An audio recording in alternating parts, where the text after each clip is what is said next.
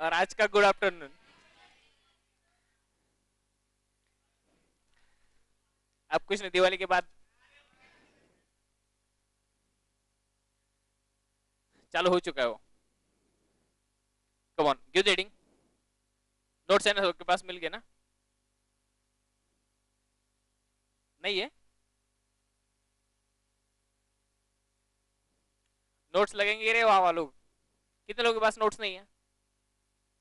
1 2 3 4।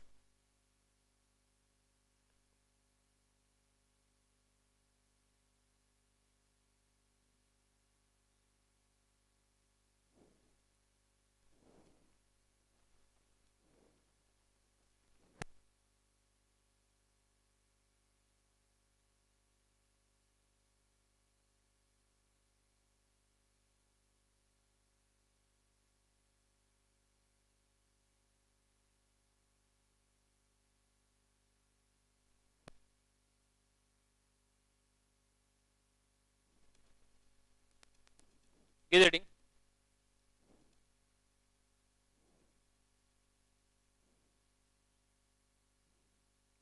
International tax, प्यार से इसको बोला जाता है transfer pricing.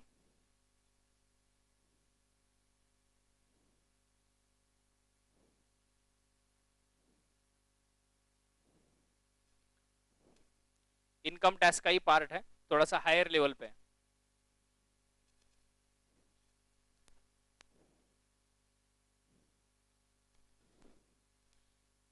International tax, that is also called as transfer pricing. अब समझने की कोशिश करो।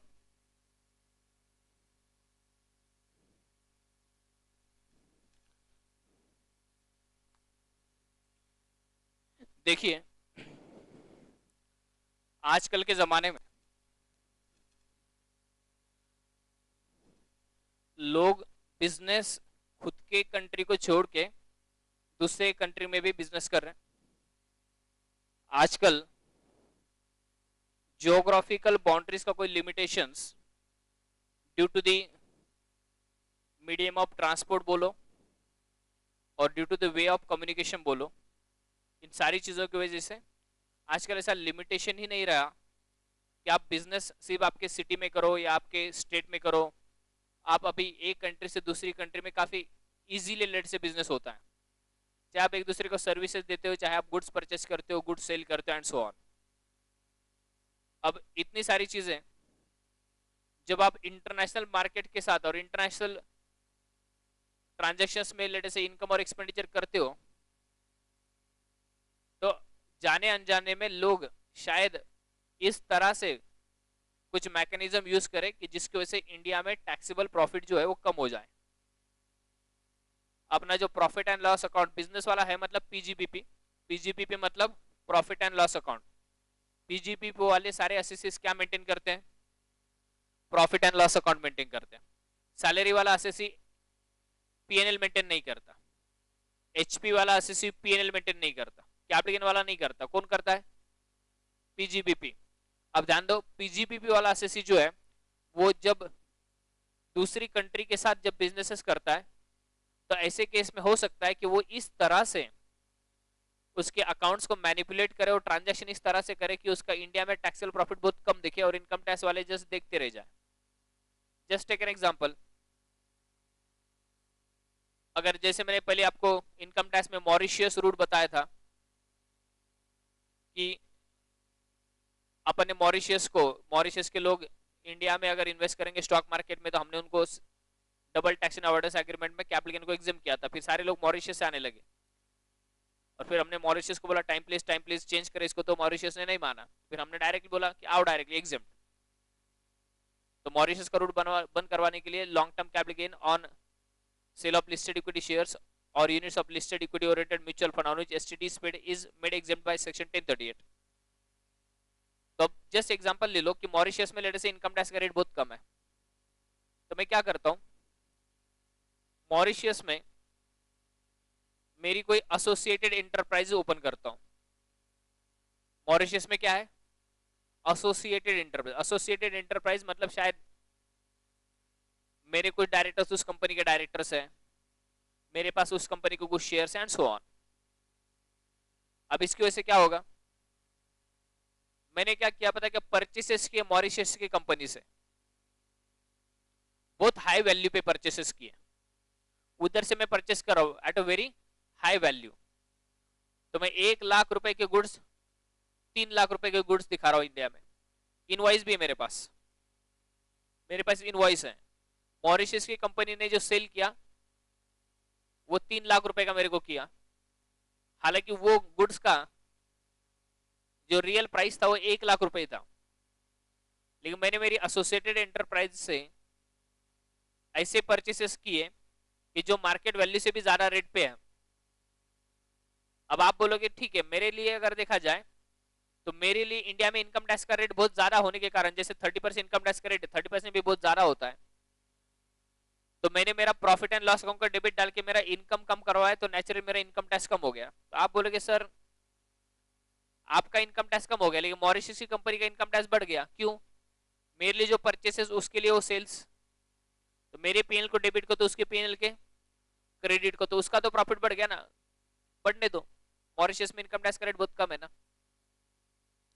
they are ready to pay higher income tax in Mauritius than what it was supposed to pay, because Mauritius में इनकम टैक्स का rate बहुत कम है। उधर क्या 7% 8% इनकम टैक्स दोगे, इधर का 30% सेव किया और उधर 7-8% दिया तो लोग खुश हो जाते हैं।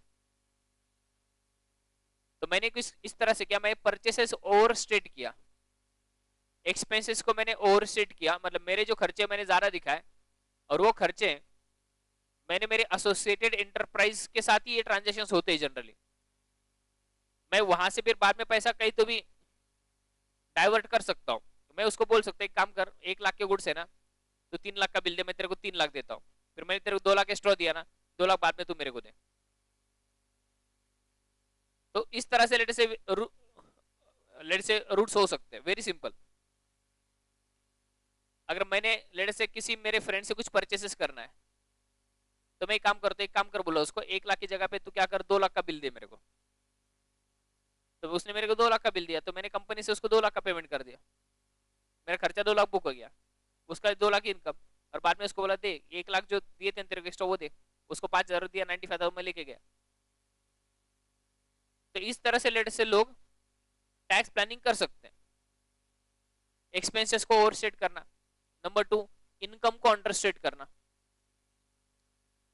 मैंने लेट से मॉरिशस की कोई कंपनी है, मेरी एसोसिएटेड एंटरप्राइज है, मैंने उसको कुछ गुड्स सेल किए, और गुड्स अगर मैंने उसको सेल किए 50 लाख के गुड्स है,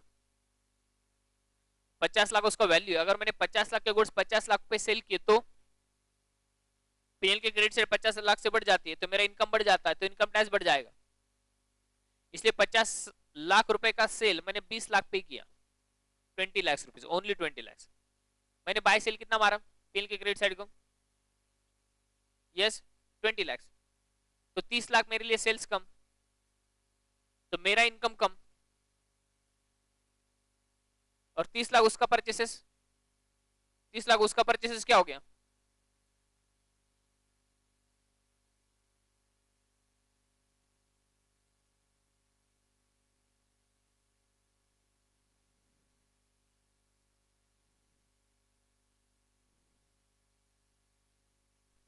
तीस लाख उसका परचेसेस क्या हो गया, कम हो गया। और लेट से मैंने 50 लाख का सेल अगर मैंने 20 लाख पे दिखाया तो 30 लाख मेरा इनकम कम हो गया, लेकिन उसका परचेसेस कम हो गया, उसका इनकम बढ़ गया, चलता उसको, क्यों? इनकम टैक्स का रेट कम है ना उधर। तो मैं क्या करता हूं, ऐसी कंट्रीज जिधर इनकम टैक्स के रेट्स इंडिया से कम है, ऐसी कंट्रीज ढूंढता हूं, और उसके बाद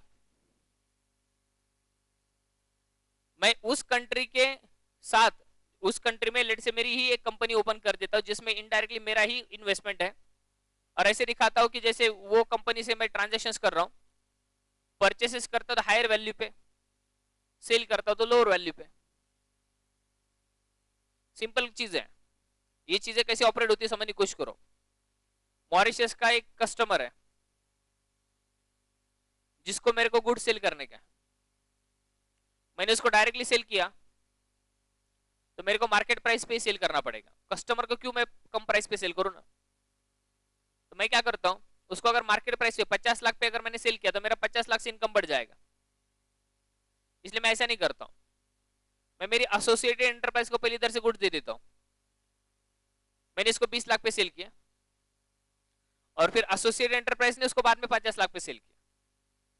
इसको मॉरिशस की पार्टी को।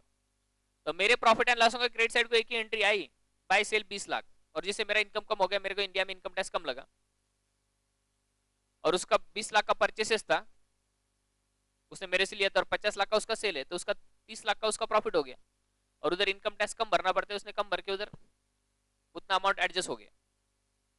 ये सारे ट्रांजेक्शन चलते हैं। आप सोचो ना, ये टाटाज, रिलायंस वगैरह, इनके बहुत सारे कंपनीज आउटसाइड इंडिया, इनकी क्या जरूरत पड़ी इनको आउटसाइड इंडिया में कंपनी खोलने की, इधर से डायरेक्ट कस्टमर को बेच सकते हो। But they engage such kind of transaction, they engage in such kind of transactions, और फिर ऐसे ट्रांजैक्शंस over the period of time globalisation की वजह से थोड़े थोड़े बढ़ने लगे, और फिर जब ये सारी चीजें बढ़ने लगी देन इनकम टैक्स को लगा कि ये गलत हो रहा है, और फिर इनकम टैक्स ने क्या किया, ये ट्रांसफर प्राइसिंग के प्रोविजंस निकाले, और इन एडजस्टमेंट की वजह से आपकी इनकम में जो कमी आई हुई है, जैसे मैंने 50 लाख का सेल 20 लाख दिखाया, तो 30 लाख मैंने इनकम कम दिखाया ना मेरा, तो ये 30 लाख का इनकम जो मैंने कम दिखाया वो इन लोगों ने वापस मेरे नेट प्रॉफिट में ऐड करवा के वो जो एडजस्टमेंट्स ये लोग कर रहे थे इस तरह से, उसको नलीफाई किया हुआ है। When the provision is introduced in the act, obviously that intention of those provisions is very simple, to curb the mischief. Whatever mischief the, let us say, people are paying with the government, playing with the government, that has to be curbed. तो transfer pricing की provisions डाल के इन लोगों ने क्या किया, transfer pricing की provisions डाल के ये जो ऐसे ट्रांजैक्शंस थे उसको इन लोगों ने कट डाउन किया। अब फिर आपको ये ध्यान में रखना इस पर्टिकुलर चैप्टर का स्कोप कुछ इस तरह से है कि ये ट्रांसफर प्राइसिंग की प्रोविजंस एप्लीकेबल कब है। मैं अगर थर्ड पार्टी के, मेरा ऐसा कोई लेट से कोई एक कस्टमर है जिसके बिजनेस में मेरा कोई शेयर होल्डिंग नहीं है, मैं कोई उसके बोर्ड पे डायरेक्टर नहीं हूं, हमारा कोई भी एसोसिएटेड एंटरप्राइज नहीं है, मतलब हम थर्ड पार्टी, हम लोग का एक दूसरे के बिजनेस में कोई इंटरेस्ट नहीं है, सिंपल एज दिस। फिर मैंने उसको 50 लाख के गुड्स 30 लाख पे बेचे, 20 लाख पे बेचे, 40 लाख पे बेचे, तो क्या ट्रांसफर प्राइसिंग के प्रोविजंस एप्लीकेबल होंगे? तो नहीं होंगे, फिर तो नहीं होंगे। ट्रांसफर प्राइसिंग के प्रोविजंस तभी एप्लीकेबल होंगे जब ट्रांजैक्शन एसोसिएट दो एसोसिएटेड एंटरप्राइज के बीच में ट्रांजैक्शन है। फिर आप बोलोगे सर उस केस में क्यों नहीं एप्लीकेबल होंगे? उस केस में भी होना चाहिए। उस केस में एप्लीकेबिलिटी इन लोगों ने इतना इंपॉर्टेंट नहीं माना, क्योंकि जनरली ऐसा ट्रांजैक्शन होता ही नहीं है। कौन खुद के पैरों पे कुल्हाड़ी मारेगा? 50 लाख का गुड्स टाइम पास में कौन उसको 20 लाख पे बेचेगा? अगर आपका कोई फाइनेंशियल इंटरेस्ट नहीं है, if there is no financial interest, then the people do execute the transaction only at the normal price. But if there is some financial transaction, then only people execute the transactions at a price lesser than the market price. तो ऐसा होता है। तो इन लोगों ने associated enterprise के case में अगर ट्रांजैक्शन हुआ तो ही एडजस्टमेंट होगी, इसकी वजह से सिर्फ एसोसिएटेड एंटरप्राइज के बीच वाले ट्रांजैक्शंस को ही इन लोगों ने कंट्रोल किया। जो ट्रांजैक्शन दो एसोसिएटेड एंटरप्राइज के बीच में नहीं है, उनको ट्रांजैक्शंस को कंट्रोल करने की इन लोगों ने जरूरत नहीं समझी, और इसकी वजह से फिर transactions between two unrelated parties जो है, those are outside the purview of transfer pricing provisions. लेकिन जो transactions let's say associated enterprise के बीच में, तो उस केस में फिर इन लोगों ने ट्रांसफर प्राइसिंग के प्रोविजंस को इंट्रोड्यूस किया। अब लेट से थोड़ा सा अगर उल्टा एडजस्टमेंट अगर कभी किया होगा, आई डोंट नो, मतलब ऐसा जनरली पॉसिबल है। फॉर एग्जांपल, हमने परचेसेस किए, तो परचेसेस इंडिया वाला पार्टी जनरली इनकम छुपाने के लिए किस वैल्यू पे करेगा? हायर वैल्यू पे क्या लोअर वैल्यू पे? Purchases at higher value and sale will be at lower value. मैंने उल्टा किया, मैंने मॉरिशस की कंपनी से परचेस किया लेकिन एट लोअर वैल्यू, और मॉरिशस की कंपनी को सेल किया लेट से एट हायर वैल्यू। तो परचेसेस अगर लोअर वैल्यू पे किए और सेल अगर हायर वैल्यू पे किए, तो ऑलरेडी इंडिया का इनकम क्या हो चुका है? बढ़ चुका है। ऐसे केस में अगर अपन ट्रांसफर प्राइसिंग की प्रोविजंस अगर अप्लाई करेंगे तो क्या होगा? परचेसेस जो लोअर वैल्यू पे किए उसको अगर नॉर्मल वैल्यू पे, मतलब हायर वैल्यू पे करूं, और सेल जो हायर वैल्यू पे किया वो अगर लोअर वैल्यू पे करो तो इंडिया का इनकम कम हो जाएगा ना।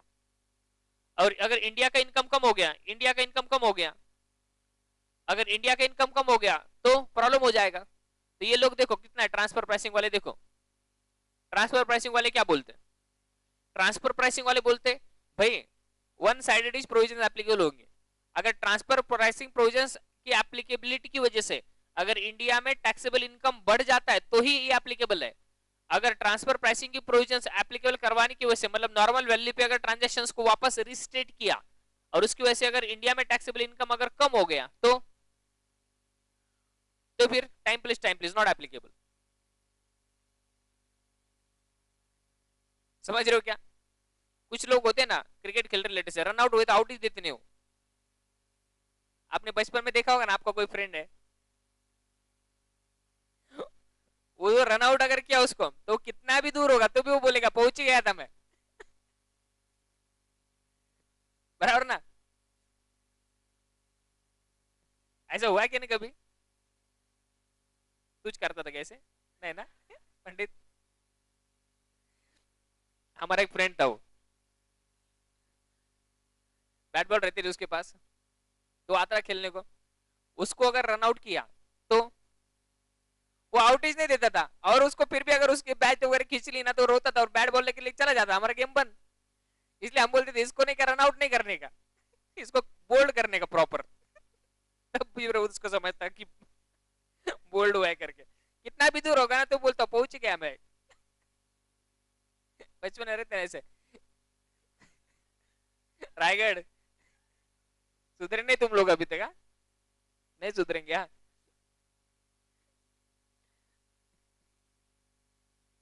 आप ध्यान दो।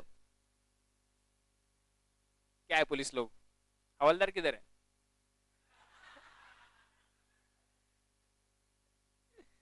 हाँ, कैसी है दिवाली में कमाई वगैरह हुई क्या नहीं कुछ? हाँ?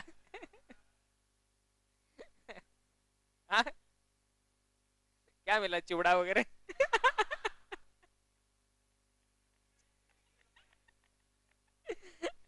हाँ, अब ध्यान दो।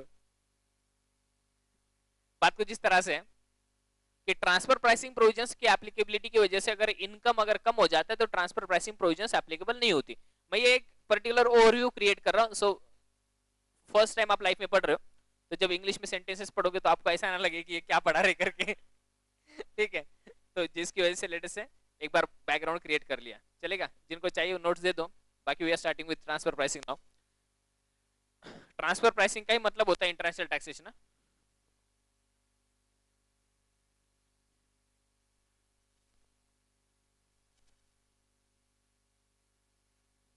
रेडी? देखिए, और कोई रहेगा क्या? है क्या एक्स्ट्रा? देखो डबल डबल मत लो, सेम है वो, आदत जाएंगी नहीं लोगों की। डबल डबल नोट्स लेके जाएंगे घर पे, देखेंगे सेम है क्या? सेम है रे, फिर भी स्टेपल करके रखेंगे उसको पीछे। हाँ, अनएम्प्लॉयमेंट जा रहा है ना आजकल सीएस और सीडब्ल्यू में, उसकी वजह से लोग ऐसे करते हैं। हाँ, पुलिस में भर्ती होते। Page number 1। In today's world, when the world has become a global village and companies are expanding their business worldwide, new complex issues are also emerging, specifically in the taxation of such international transactions. Many times, companies deal with their associated enterprise in such a way that their tax liability in India shall be reduced. Many times, the transactions are intentionally manipulated to evade the tax. To counteract such kind of tendency, chapter of transfer pricing is introduced in Income Tax Act 1961, whereby possible tax evasion in international transaction is tried to be cashed, मतलब उसको control किया जाए। Section 92 से चालू होता है transfer pricing का provision. देखिए क्या बोल रहे हैं, हेडिंग बहुत इंपॉर्टेंट सेक्शन का। Computation of income from an international transaction having regard to arm's length price arms length price, arms length price मतलब ऐसे ट्रांजैक्शन की प्राइस जहां पे दो पार्टीज रिलेटेड नहीं है बाय एनी वे। आपकी एक दुकान है, दुकान पे कोई कस्टमर आया जिसका आपका कोई जान पहचान है नहीं, उसने बोला एक टूथपेस्ट दो, उसने बोला ये एक चीज दो कोई तो भी लेटेस्ट है, तो आप उसको दे दिए। क्या लिया आपने उससे? मार्केट प्राइस लिया। क्या आपने उसको कुछ प्राइस वगैरह कम करवाया? आपका कोई रिलेटिव आया, आपका कोई एकदम जिग्गी फ्रेंड आया, तो कम हो सकता है प्राइस, हो सकता है, यस। तो ये जो प्राइस है ये आर्म्स लेंथ प्राइस नहीं है फ्रेंड को जो दी हुई है, जो पहले की प्राइस है वो आर्म्स लेंथ प्राइस है। देखो आपने पीजीबीपी में सेक्शन 48(2) करके ऑलरेडी पढ़ा हुआ है, excess payments to relatives, yes. इसी कॉन्सेप्ट को इन लोगों ने इंटरनेशनल ट्रांजैक्शंस में इन यूज किया हुआ है, एक्सेस पेमेंट टू रिलेटिव्स। देखो ये लोग बोल रहे हैं computation of income from an international transaction having regard to arms length price. 92(1) क्या बोलता है देखिए, any income from an international transaction, मतलब ट्रांसफर पैसे की प्रोविजंस इंटरनेशनल ट्रांजैक्शंस का एप्लीकेबल है। Any income from international transaction, international transaction तब बोला जाएगा जब दो कंट्रीज के बीच में ट्रांजैक्शन हो रहा है। So any income from an international transaction shall be determined having regard to arms length price.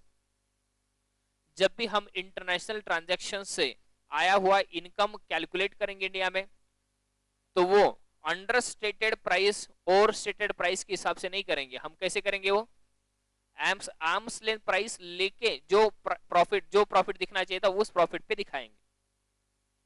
Also, allowance of any interest and expenditure in international transaction shall be done having regard to arm's length price. अब समझने की कोशिश करो। Also, allowance of any interest and expenditure in international transaction shall be done having regard to arm's length price.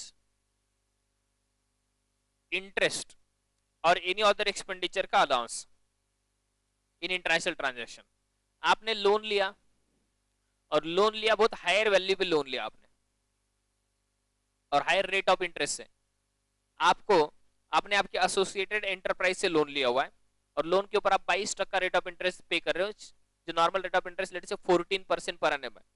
तो जो 8% आपने ज्यादा पे किया उसके लिए भी ट्रांसफर प्राइसिंग प्रोविजंस एप्लीकेबल है, और बाकी के कोई भी एक्सपेंडिचर्स हो उन सब के लिए ट्रांसफर प्राइसिंग की प्रोविजंस एप्लीकेबल है। अब देखो 92(2) where in an international transaction two or more associated enterprise enter into a mutual agreement for apportionment of any common expenditure, such apportionment shall be done according to arm's length price after considering the benefits derived from such common expenditure। अब ध्यान दो, एक company है India में XYZ limited, XYZ limited ये Indian company है।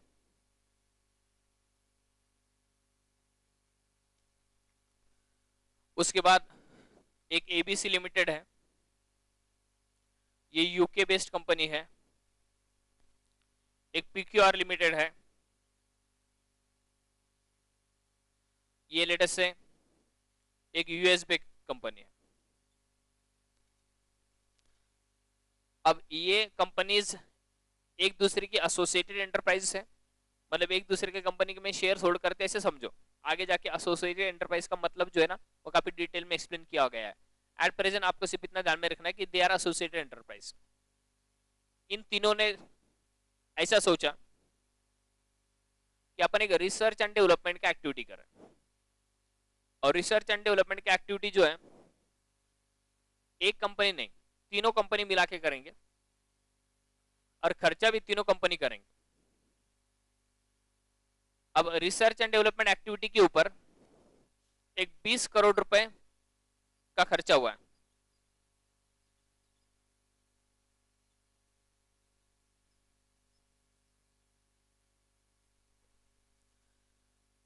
R&D के ऊपर जो खर्चा हुआ है वो कितने रुपए का हुआ है? 20 करोड़ रुपए का। अब इन लोगों ने क्या किया बता, ये कंपनी की अंडरस्टैंडिंग एक दूसरे के बीच में, ये खर्चे से जो रिसर्च हुआ है और वो रिसर्च का जो यूज हो रहा है उसकी वजह से 70% बेनिफिट इसको हो रहा है। 70% बेनिफिट किसको हो रहा है? यूएस वाली को। 20% बेनिफिट लेट से इसको हो रहा है और 10% बेनिफिट इस इंडियन कंपनी को हो रहा है। ठीक है, 70% बेनिफिट, 20%, 10% बेनिफिट। रिसर्च जो हुआ वो रिसर्च के जो फाइंडिंग्स है वो फाइंडिंग्स जनरली ये कंपनी को ज्यादा बेनिफिशियल है, इनको नहीं है ज्यादा, थोड़ा थोड़ा लेट्स ये भी उसका बेनिफिट लेंगे बस। लेकिन इन लोगों ने ऐसा, इनका बेनिफिट है, लेकिन इन लोगों ने ऐसा डिसाइड किया कि हम तीनों भी खर्चा इक्वल बेयर करेंगे। मतलब 20 लाख डिवाइड बाय 3, 6,66,667 लेट से, इतना खर्चा हम सब लोग बेयर करेंगे। तो ये 20 लाख ने 20 करोड़, तो 6 करोड़ 66 लाख 66,667 इतना लेट से ये कंपनी बेयर करेगी। And similarly all this companies will bear that much expenses. अब ये कंपनी के प्रॉफिट एंड लॉस अकाउंट को XYZ लिमिटेड के इंडियन कंपनी के P&L को इन लोगों ने 2 research and development expenditure debit डाला 6.67 CR। ठीक है, तो ट्रांसफर प्राइसिंग वाले बोल रहे हैं इंडियन कंपनी को इतना डेबिट डाला जिसकी वजह से इंडियन कंपनी का प्रॉफिट कम हो गया। तो ट्रांसफर प्राइसिंग वाले क्या बोलते हैं? बोले वो जो कॉमन खर्चा हुआ है, खर्चा को इंडिविजुअल खर्चा नहीं था, कॉमन था, उस कॉमन खर्चे का इतना सारा बर्डन इंडियन कंपनी के माथे पे क्यों मारा? तो इनकम टैक्स वालों को लग रहा है कि इनकम टैक्स कम करने के लिए ही इन लोगों ने इतना अमाउंट जो है वो डेबिट डाला है। तो इनकम टैक्स वाले सोच रहे यार तेरे को बेनिफिट तो 10% मिला, लेकिन फिर भी तो खर्चा तो 33.33% ले रहा है। तो इनकम टैक्स वाले बोल रहे तूने तो बेनिफिट अगर तेरे को 10% मिला तो खर्चा भी 10% जाना चाहिए तेरे को। इसको 10% मतलब 2 करोड़, इसको 70% मतलब 14 करोड़ और इसको 20% मतलब 14 4 and 2 ऐसे 20 होना चाहिए। बट आपने क्या किया, खर्चा इसको ज्यादा दे दिया लेटेस्ट से। ये बोल रहे फिर ऐसे केस में इस काइंड से भी कॉमन एक्सपेंडिचर को अपोर्शन करने की वजह से, अगर आप ओवरहेड्स का टॉपिक क्यों है, overheads primary distribution secondary distribution, primary distribution is called as apportionment. Common expenditure होते हैं, रेंट होता है, 3 प्रोडक्शन डिपार्टमेंट है P1 P2 P3 and S1 and S2। I am talking about costing, not about income tax. Yes, कुछ लोग salary में ढूंढ रहे नहीं ना। तो मेरे पास P1 P2 P3 S1 S2 ऐसे, S1 and S2 are service department, P1 P2 P3 are production departments. तो जो ओवरहेड्स है वो अपन इनको डिस्ट्रीब्यूट करते रहते हैं, that is called as apportionment. Apportionment का मतलब क्या होता है, when any expenditure is incurred in common then उसका डिस्ट्रीब्यूशन। तो जब डिस्ट्रीब्यूशन अपन ओवरहेड्स में भी जब करते हैं, रेंट है लेटेस्ट से, तो रेंट अपन कैसे करते हैं, जिस डिपार्टमेंट को जितना एरिया है उसके हिसाब से ना, मतलब इनडायरेक्टली जिस डिपार्टमेंट को जितना बेनिफिट मिला उसके हिसाब से अपन देते ना। So any apportionment is always having the common sense basis that जिसको ज्यादा बेनिफिट उसको ज्यादा खर्चा, एज सिंपल एज दिस। तो ये लोग बोल रहे हैं अगर इसको बेनिफिट अगर 10% का मिला तो खर्चा भी 10% जाना चाहिए ना। तो ये नेट प्रॉफिट अपना कैरी डाउन आया।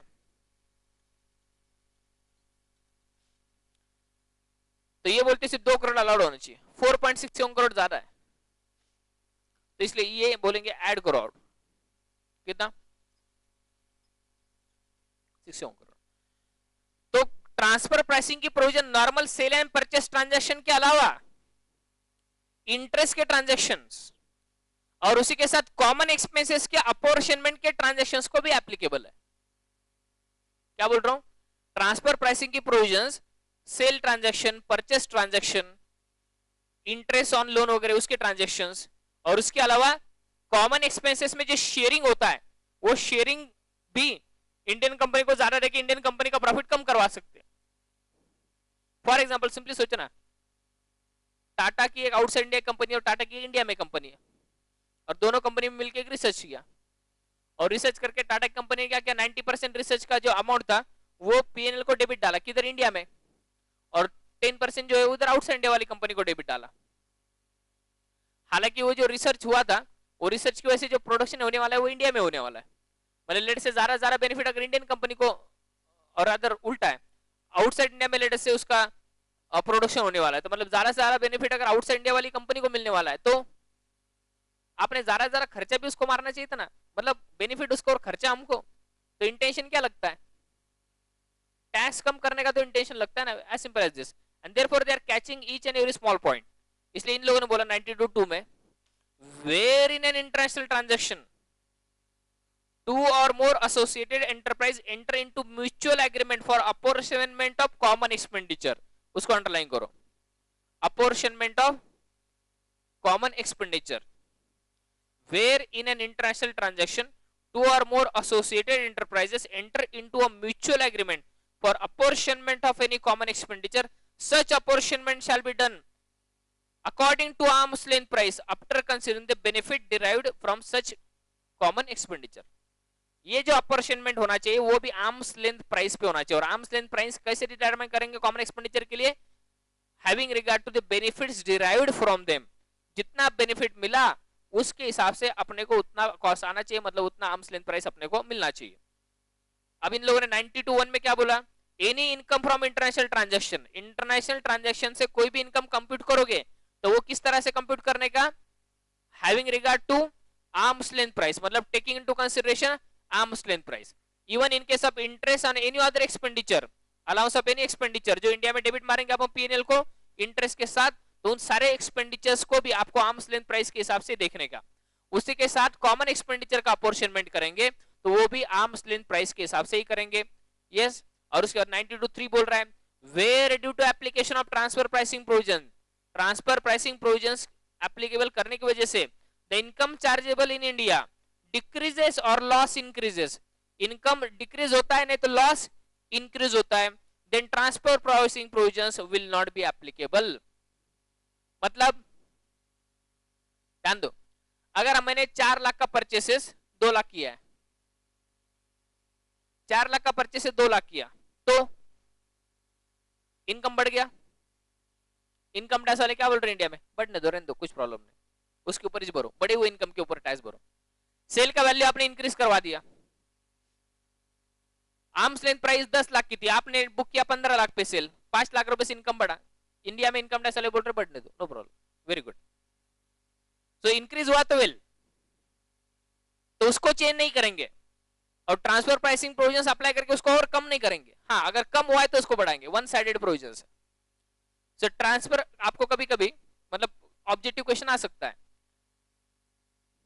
whether by application of the transfer pricing provisions income chargeable in India can be reduced or not, it cannot be reduced, it cannot be decreased, उसका सिर्फ पॉजिटिव इफेक्ट है, negative effect नहीं है India में income tax calculate करते time, चलेगा। तो देखो ऑथर्स एक्सप्लेनेशन दिया हुआ है, ट्रांसफर प्राइसिंग प्रोविजंस किसको एप्लीकेबल है, सेल और purchase transaction between associated enterprise, उसके बाद इंटरेस्ट ऑन लोन, उसके बाद अपॉर्चनमेंट ऑफ कॉमन एक्सपेंसेस, ये अपॉर्चनमेंट ऑफ कॉमन एक्सपेंसेस में अगर आपको लिखना है तो ये ऐसा डायग्राम टाइम पास में लिख सकते हो आप,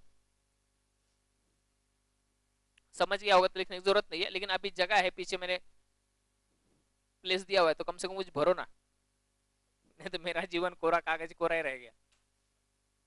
भर बाबा, क्या नोट्स नहीं क्या, क्वेश्चन है बोलो ना,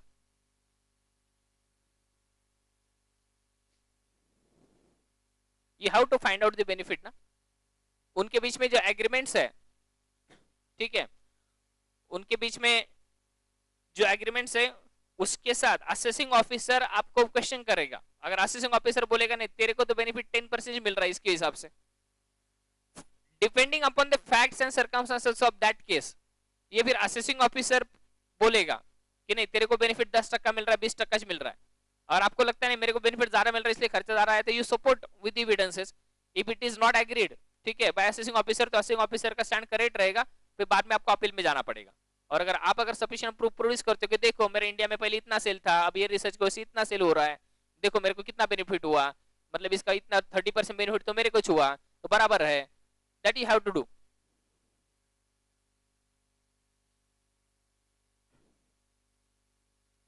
एग्रीमेंट नहीं वो ठीक है ना, अरे agreement is irrelevant, what is important is after that particular expenditure the benefits derived are important. Agreement में तुम कुछ भी लिखो, एग्रीमेंट में ये लिखेंगे कि 90% एक्सपेंडिचर तू बेयर करेगा और 5% हम बेयर करेंगे, तो ऐसा जो एग्रीमेंट बनाया नहीं इन लोगों ने, एग्रीमेंट तो ऐसा ही बनाया कि इंडियन कंपनी को ज्यादा से ज्यादा खर्चा बोर्ड डेबिट डाले, लेकिन एग्रीमेंट के बेसिस पे नहीं जाएंगे, वो खर्चा होने के बाद जो बेनिफिट्स है, तो बेनिफिट्स किसको ज्यादा मिल रहा है उसके बेसिस पे जाएंगे। So agreement is irrelevant for them. इसका मतलब ये होता है कि आप लोग पहले क्या होगा, दो कंपनी जब ऐसा कॉमन एक्सपेंडिचर करने वाली है, तीन कंपनी, तो एक एग्रीमेंट तो जरूर साइन करेंगे, और साइन करते टाइम एग्रीमेंट में लिखेंगे कि on this research and development expenditure XYZ limited India will इनकर 90% ऑफ द एक्सपेंडिचर, बाकी के 5% खर्चा लेंगे ऐसे एक्सपेंडिचर, फिर उसके हिसाब से इसने डेबिट भी डाला 90% एक्सपेंडिचर, फिर इनकम टैक्स वाले ने बोला अरे तो 90% एक्सपेंडिचर कैसे डेबिट डाला, बोले देखो हम लोगों के बीच में एग्रीमेंट था, बोले एग्रीमेंट छोड़, तेरे को बेनिफिट कितना मिला, और मेरे बेनिफिट 30% मिला, फिर 30% डेबिट डाल सकता तू। सिंगल इफेक्ट है वो, खर्चा इसने किया होगा, इसने 100% खर्चा भी किया होगा, इसने पीएन को डेबिट भी डाला 100% एक्सपेंडिचर, और कैश एंड बैंक से पैसा भी गया है इसका, लेकिन फिर भी ये लोग बोले ऐड करेंगे, तो ऐड कहां पे होता, सिंगल इफेक्ट। कोई भी एक्सपेंडिचर डिसअलाउड होता है तो एंट्री डिलीट नहीं मारते ना अपन जर्नल एंट्री, तो सिंगल इफेक्ट करके इनका इनकम टैक्स का पर्पस सॉल्व कर लेंगे, सिंगल इफेक्ट ऐड करेंगे। जैसे आप ध्यान में रखो, सिंगल इफेक्ट अगर आपको भूल गए होंगे तो, अगर साइंटिफिक रिसर्च एसोसिएशन को मैंने डोनेशन दिया सेक्शन 35 में, तो लेट से नेशनल लाइब्रेरी को डोनेशन दिया था 100 रुपए का 200 रुपए का डिडक्शन मिलता, 100 रुपए दिया तो 200 रुपए डिडक्शन मिलता, तो एंट्री किसकी पास होती है, 100 की पास होती है, और 100 रुपए का जो एडिशनल डिडक्शन होता है तो कहां पे, single effect. Income tax return में फाइल करते टाइम मैं सेपरेटली लेस करके दिखाता हूँ। वाइफ का ब्यूटी पार्लर का खर्चा आपने डेबिट डाला पीएल को, तो डिसअलाउड होता है, डिसअलाउड होता है तो जर्नल एंट्री डिलीट नहीं मारते, अगर जर्नल एंट्री डिलीट मारा आपने तो पैसा वापस आ जाएगा, और वो गलत है, पैसा वापस थोड़ी आया है, लेकिन फिर भी पैसा वापस नहीं आया, लेकिन फिर भी मेरे को एक डेबिट इफेक्ट डिलीट करने का, तो अकाउंट्स में बुक्स ऑफ अकाउंट्स में नहीं कर सकते, तो आपको क्या करना पड़ेगा, सिंगल इफेक्ट ऐड करना पड़ेगा। वैसे ही यहाँ पे एग्रीमेंट के हिसाब से शायद इसने 20 करोड़ में से जितना भी इसने खर्चा किया है, ये 6.67 करोड़, इसने इसका पेमेंट भी हो चुका है, पेमेंट भी हो चुका है, कैश में से गया है पैसा, पीएल को डेबिट और कैश को क्रेडिट, लेकिन फिर भी इन लोगों ने बोला नहीं 4.67 करोड़ डिसअलाउड है, डिसअलाउड है तो सिंगल इफेक्ट में उधर ऐड करेंगे बस। तो ये एग्रीमेंट के हिसाब से इनका पेमेंट ऐसे ही हो रहा है 20 करोड़, कल जाके ऐसा भी हो सकता है 20 की 20 इसने जिनकर किया, 20 की 20 इसने खर्चा कर दिया, इसको बेनिफिट 20 का नहीं मिला, तो ये बोलते हैं कि ऐसा नहीं है, फिर बाकी वो कंपनी को बोलेंगे तुम लोगों को डेबिट मारेंगे, इन अपने को क्या करने का, अपने को इंडिया में जो इनकम टैक्सेबल होने वाला उसका फिर एडिशन करके इनकम टैक्स वाला इंडिया वाला फ्री हो जाएगा। इसका मतलब ये 4.67 इसको एक्सेस आया, मतलब बाकी कंपनीज को डेबिट मारने का क्या, नहीं जाएगा बाकी कंपनीज को डेबिट, उनके ट्रांसफर प्राइसिंग के हिसाब से उनके कंट्रीज में जो होते होगा वो कंपनीज देखेगी, अपने को सिर्फ सिंगल इफेक्ट से अपना 4.67 करोड़ से प्रॉफिट बढ़ाने का काम खत्म, चलेगा ना। Come on page number 3, meaning of associate enterprise, section 92A, section 92 basic provision है, और सेक्शन 92A में क्या दिया हुआ है, एसोसिएटेड एंटरप्राइजेस का मतलब क्या होता है, when two enterprises can be called as associated enterprise, AE।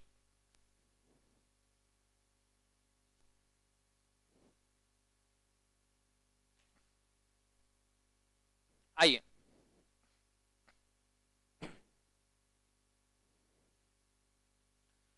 Section 92A, transfer pricing provisions will be applicable only if the transaction is between two associated enterprises। Transfer pricing provisions तभी applicable होगी कब, जब transaction किसके बीच में, दो associated enterprise में, and at this moment it is imperative to understand the meaning of associated enterprise, therefore it is important to understand what do you mean by the term associated enterprise।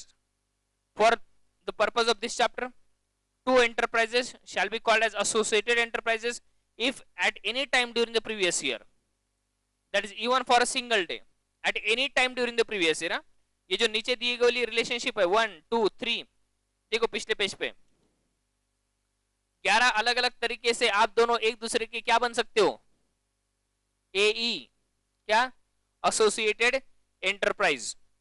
और ये नीचे दी गई 11 relationship में से एक भी relationship में अगर आप फंस गए तो आप क्या बन जाओगे, एसोसिएटेड, वैसे नहीं, इसमें बोल रहा हूं मैं इमीडिएटली, हाँ एसोसिएटेड एंटरप्राइज आप बन गए, चलेगा।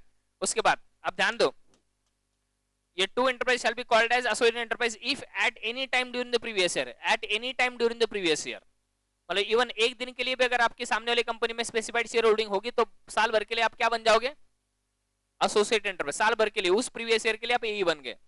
देखो, one enterprises holds directly or indirectly shares carrying not less than 26% of the voting power in the other enterprise। X limited है इंडिया वाली कंपनी, और पीक्यूआर लिमिटेड है यस चाइना वाली कंपनी। तो बोलिए, ध्यान दो, ये कंपनी जो है एक्स लिमिटेड के पास इस कंपनी के, चाइनीज कंपनी के लेटेस्ट से मिनिमम कितने परसेंट शेयर होने चाहिए, नॉट लेस देन 26%। 26% शेयर्स किसने होल्ड किए हैं, एक्स लिमिटेड के पास है, किसके, पीक्यूआर के। तो दोनों क्या बन गए, ए। उल्टा भी हो सकता है, अगर इसके शेयर्स इसके पास होंगे, किसके पास होने दो, कोई प्रॉब्लम नहीं है, क्या दोनों क्या बन जाएंगे, ए। अरे अगर हस्बैंड वाइफ का अगर रिलेटिव होता है तो वाइफ भी हस्बैंड की रिलेटिव होती है ना, ऐसे हो। हाँ अब लग रहा है क्लास चालू हुआ ना। हो गया, लिखने का है वो डायग्राम ही, अभी ये सारी चीजें वो लाइन क्यों छोड़ा है, पंडित शेंडी लिखना।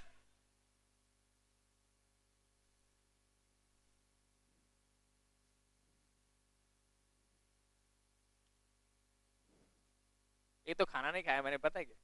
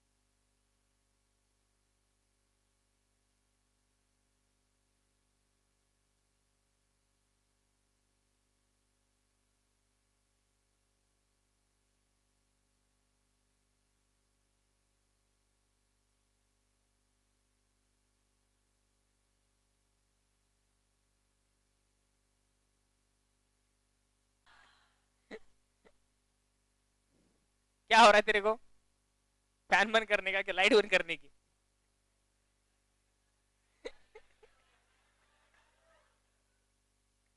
लाइट बंद करता लेकिन ये लोग बहुत चिपक चिपक के बैठे हैं।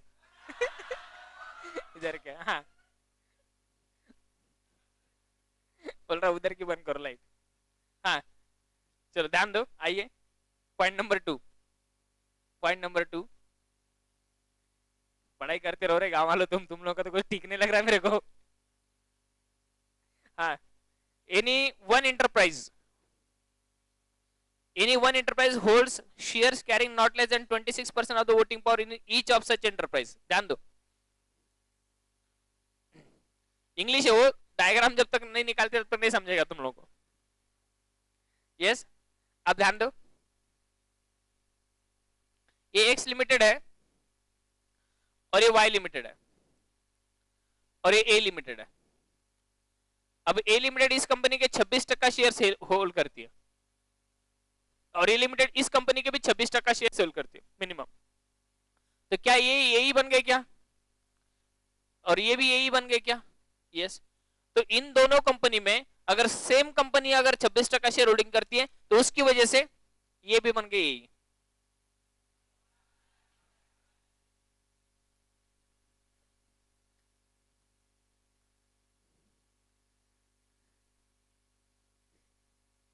समझे क्या नहीं समझे, अरे वो एक जोक नहीं था क्या, एक स्टूडेंट टीचर को बोलता है क्या, कि टीचर को स्टूडेंट बोलता है, कि टीचर को बोलता है क्या कि you love your daughter and you also love me.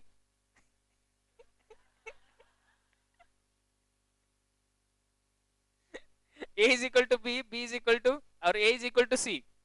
Therefore, B is equal to C रहेगा Malu. A is equal to B and A is equal to C. Therefore, B is equal to C. हाँ, ध्यान दो, पहला transaction क्या है, ए का, associated enterprise का। First transaction के हिसाब से एक कंपनी अगर दूसरे कंपनी में 26% शेयर होल्डिंग करती है तो दोनों कंपनी एक दूसरे के क्या बन गए, आई, ए, एसोसिएटेड एंटरप्राइज। उसके बाद अगर दोनों भी कंपनी में 26% शेयर होल्डिंग एक कॉमन कंपनी अगर रखती है तो ये तो है, लेकिन इसकी वजह से ये दोनों क्या बन गए, A. Any one enterprise holds shares carrying not less than 26% of the voting power in each of such enterprises. ठीक है, उसके बाद number 3, a loan given by one enterprise to another enterprise constitute not less than 50% of the book value of the total assets of the other enterprise। very interesting, ये हो गया ना।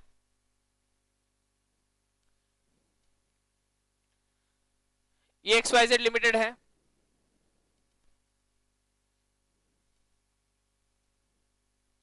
XYZ limited का ये बैलेंस शीट है।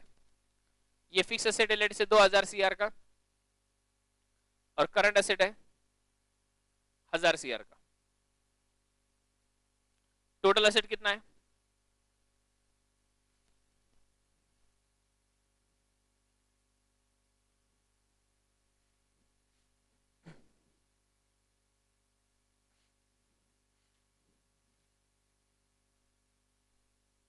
Yes,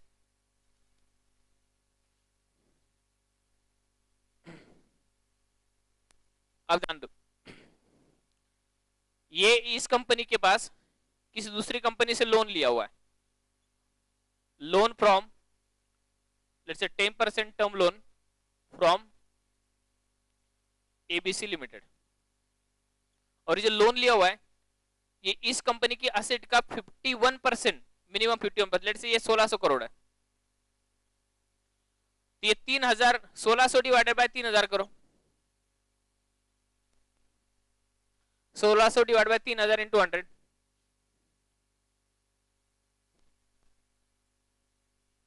53.33%। अब sentence read करो कि एक कंपनी की अगर टोटल एसेट का 51% तक अगर एक कंपनी लोन दे रही है, मतलब ये कंपनी इसके ऊपर कितनी डिपेंडेंट है, देखो ये जो XYZ लिमिटेड है पीकेआर लिमिटेड के ऊपर, एबीसी लिमिटेड के ऊपर कितनी डिपेंडेंट है, कि एबीसी लिमिटेड ने इतना लोन दिया जिसकी वजह से ये चल रहे, मतलब इसका कितना इन्वेस्टमेंट उसमें indirectly in the form of loan. तो शेयर्स के लिए कितने परसेंट का इन्वेस्टमेंट बोल रहे हैं, 26% का, लेकिन लोन के लिए 51% का बोल रहे हैं। 51% of what, 51% of total asset. तो इस केस में, in this case ABC limited, therefore ABC limited and XYZ limited are AE,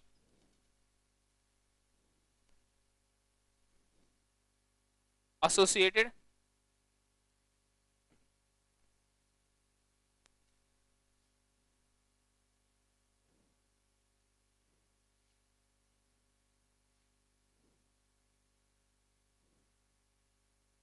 enterprises।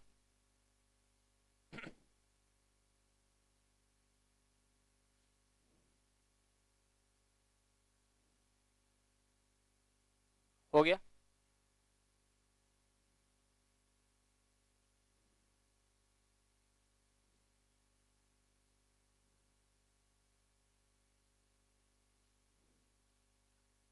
Point number 3 वापस एक बार पढ़े। A loan given by one enterprise to another enterprise constitute not less than 51% of the book value of the total asset of other enterprise। दूसरी enterprise के total asset का 51% से अगर ज्यादा अगर इसका लोन अगर हो रहा है तो वो लोन के प्रेशर की वजह से दोनों क्या बन गए, एई, एसोसिएटेड एंटरप्राइज। तो पहला पॉइंट क्या था, 26% शेयर होल्डिंग एक दूसरे कंपनी में, एक कंपनी में दूसरी कंपनी में रखती है तो भी यही है। लेकिन एक थर्ड कंपनी दोनों भी कंपनी में 26% रख रही है तो ये तो डायरेक्टली है दोनों यही, लेकिन ये कॉमन कंपनी को से अपन दोनों यही बन गए। प्रोविजन किसको एक्सप्लेन कर रहा है? प्रोविजन इन दोनों को एक्सप्लेन नहीं कर रहा है, प्रोविजन इसको एक्सप्लेन कर रहा है कि ये कॉमन शेयर होल्डिंग की वजह से क्या हो रहा है, ये दोनों का एक दूसरे में कोई शेयर होल्डिंग नहीं है, लेकिन इनमें कॉमन शेयर होल्डिंग एक कंपनी का है 26%, जिसकी वजह से यही बन गए। ऐसा है।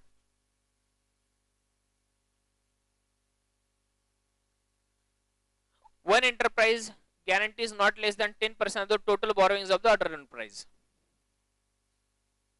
अब ध्यान दो, जब भी आप लोन लेते हो ना, तो लोन लेने के टाइम आपको गारंटर की जरूरत पड़ती है। आप छोटा सा बाइक के लिए भी लोन लो 50,000 का, तो भी बैंक क्या करती है, गारंटर का फॉर्म होता है ना गारंटर का, तो गारंटर के फॉर्म के ऊपर साइन करती है, साइन लेती है किस तरह भी गारंटर की। तो जनरली 2 गारंटर लगते हैं। अगर आप कहीं भी लोन लेने के लिए जाओ तो जनरली गारंटर्स लगते ही है, विदाउट गारंटर्स कुछ नहीं होता। यस, ये लोग क्या बोल रहे हैं देखो, वन एंटरप्राइज गारंटीज, एक एंटरप्राइज के बारे में बोला, one enterprise guarantees not less then 10% of the total borrowings of the other enterprise. One enterprise guarantees not less than 10% of the total borrowings of the other enterprise. Let us say ABC limited के ऊपर total एक 1800 करोड़ रुपए का loan है। ABC limited के ऊपर total 1800 crore रुपए का लोन है, किसी बैंक से लिया हुआ है, कहीं से लिया हुआ है, और ये बोल रहे वो 1800 करोड़ में से कम 10%, मतलब 180 करोड़ के लोन के लिए अगर अपन गारंटर है उस कंपनी के, मैंने लोन नहीं दिया है लेकिन मैंने वो लोन के लिए मैं गारंटर है, गारंटर का फॉर्म मैंने साइन किया, देन आल्सो भाई एक दूसरे का लेट्स से गारंटी लेते हैं, मतलब इनमें कुछ रिलेशंस है, तो इसलिए बोल रहे हैं then also you are being the associated enterprise. So नीचे लिख दो पॉइंट नंबर 4 के नीचे, total borrowings of ABC limited is equal to 1800 crore.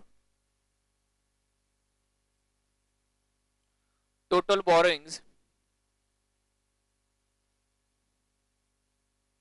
Of XYZ limited लिखा ना, of ABC limited is equal to 1800 crore लिख दिया। नीचे लिख दो बोरोइंग्स गारंटीड बाय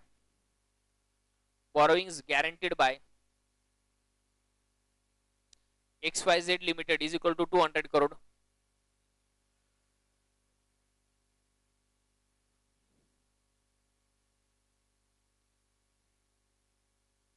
मतलब इसने गारंटी दी है, अगर एबीसी लिमिटेड अगर पे नहीं करेगी तो XYZ लिमिटेड के घर पे बैंक जाके रिकवर करेगी। 200 करोड़ की गारंटी ली है, तो नीचे लिख दो therefore as XYZ limited guarantees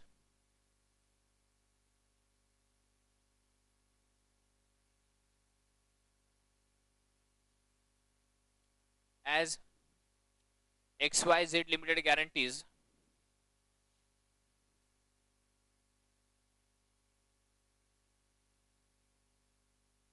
XYZ limited guarantees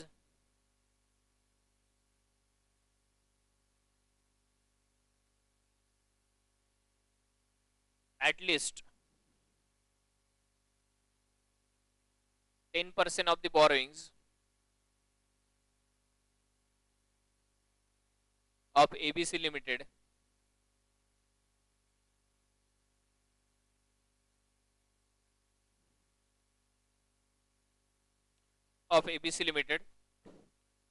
comma XYZ Limited and ABC Limited will be considered as AE, comma XYZ Limited and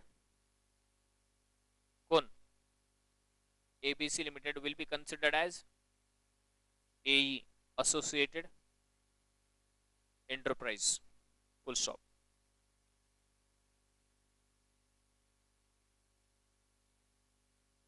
point number 5,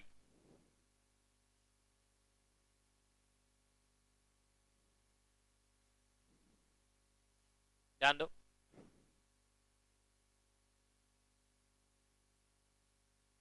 more than half of the board of directors or more than half of the members of the governing board are appointed by the enterprise.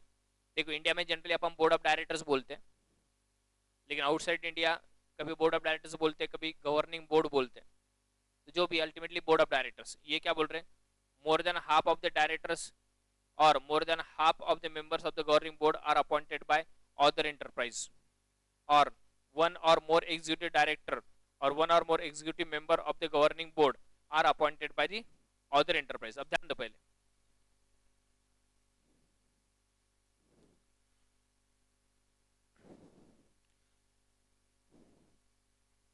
ABC limited, XYZ limited,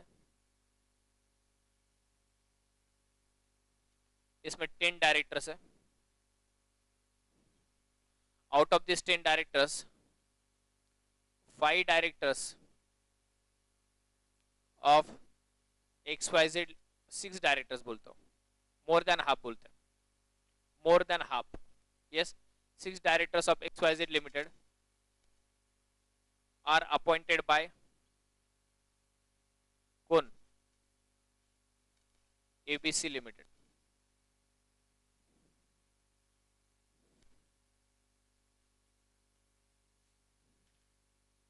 अगर बात ऐसी है तो yes, therefore ABC limited and XYZ limited are ए.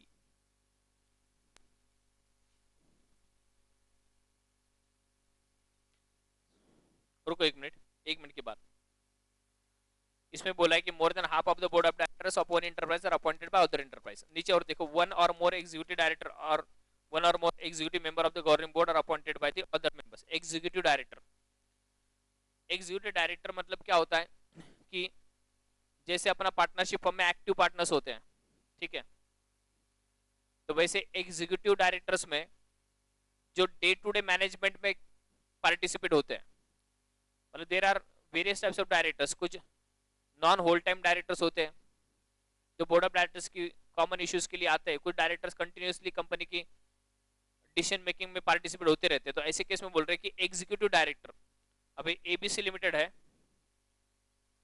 और ये XYZ limited है,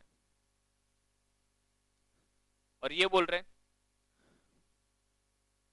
at least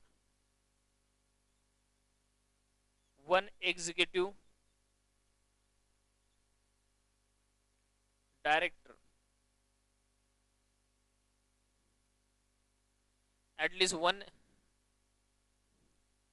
executive director of XYZ limited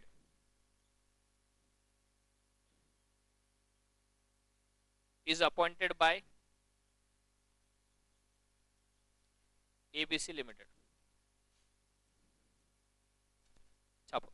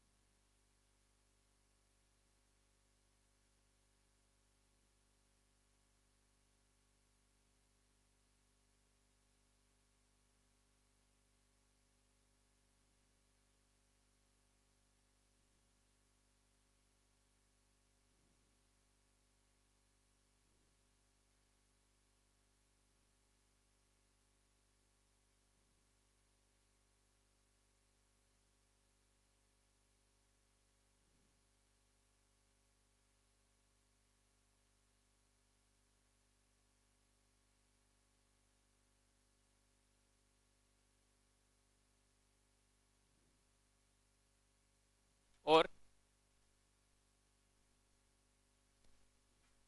point number 6, अब इसको आप खुद समझने की कोशिश करो. इस टाइप का है वो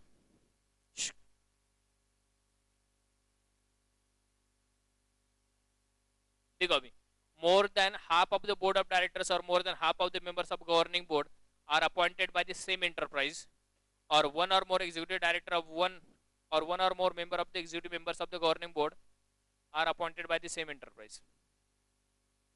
ये हो गया, ये दोनों हो गए. कौन से पॉइंट का है? पॉइंट नंबर 5 का है. पॉइंट नंबर 6, नाखून बाद में खाओ, इधर ध्यान दो. हो गया ना?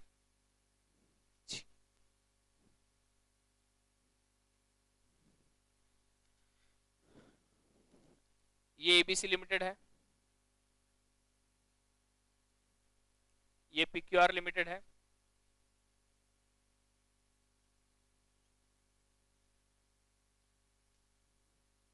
पीक्यूआर लिमिटेड के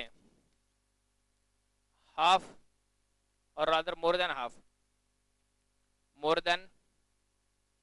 half of directors are appointed by कौन? ABC limited. देयरफॉर ये दोनों क्या है? यही है.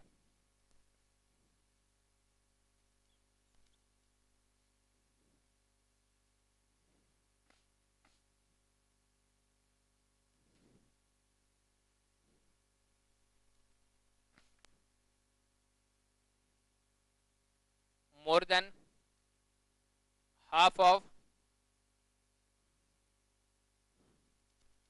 board of directors, or let's say half of directors are appointed by कौन? XYZ limited. तो ये तो दोनों क्या बन गए? ये हो गए ये तो अपन भी यही.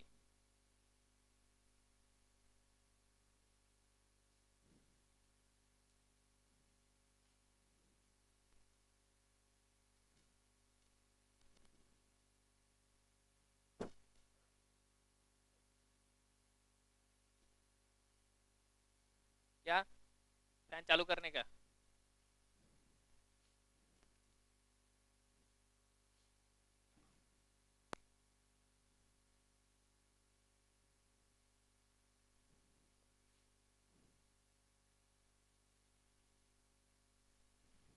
और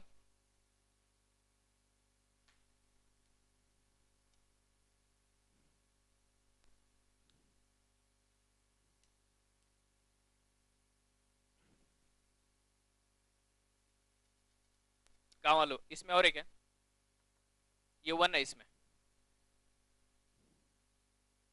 नई जगह नहीं रखी क्या?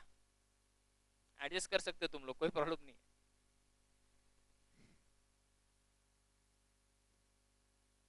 At least one executive director is appointed by ABC Limited. At least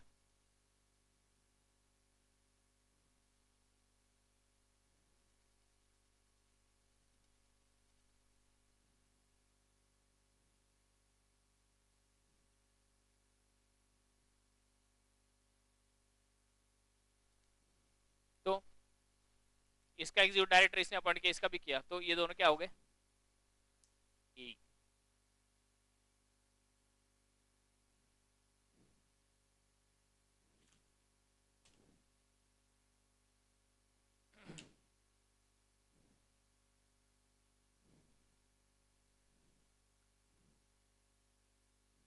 क्या क्या डिफाइन करके रखा है देखो इनकम टैक्स वालों ने.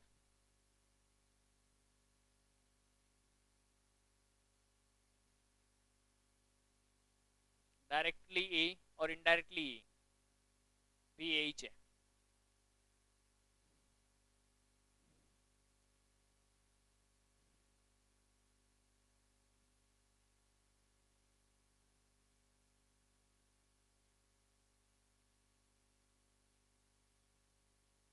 हो गया.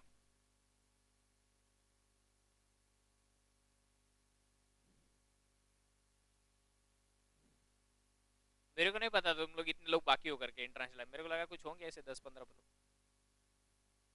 नहीं तो फिर मैं आता था ना कल और परसों। कितने लोग आए थे कल और परसों? कितने लोग नहीं आए थे? कितने लोग नहीं आए थे? Okay, you are in profit. हाँ, फिर आज काय को आए? मैसेज मिला क्या?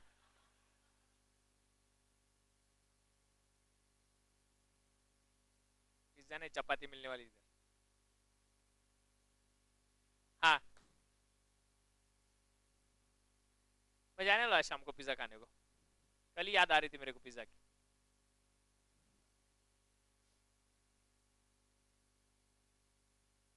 हाँ, तुम लोग को पार्टी नहीं दिया कि मैंने अब तक? दिया ना रे?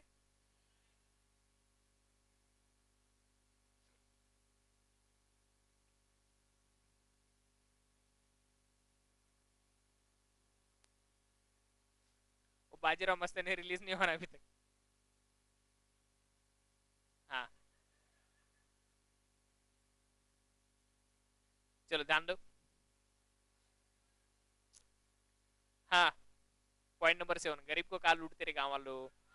Question number 7। क्वेश्चन नंबर 7, हाँ। सिंपली सोचो, तुम लोग अभी पास होंगे, तुम लोग लाखों रुपए महीने का कमाओगे, बराबर? 2-4 साल के बाद लाख रुपए महीने की तुम लोग को सैलरी मिलना चालू हो जाएगा। यस। तुम लोग वैसे एटीएम से पैसे निकालोगे ऐसे कटाकट कटाकट, 20,000, 40,000, 50,000, 1 लाख, ऐसे बैंक बैलेंस ऐसे बढ़ेगा तुम लोगों का। तब मैं मांगूंगा तुम लोगों को पैसे। तब तुम लोग मेरे को कुछ देने वाले हो क्या? फिर मैं मेरे अर्निंग्स का फिर मैं मेरे अर्निंग्स का तुम लोग के ऊपर खर्चा क्यों करूँ? हाँ,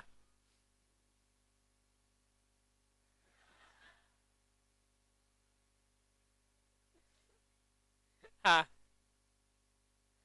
हाँ, उस खाने को लेके जाता हो तुम लोग को।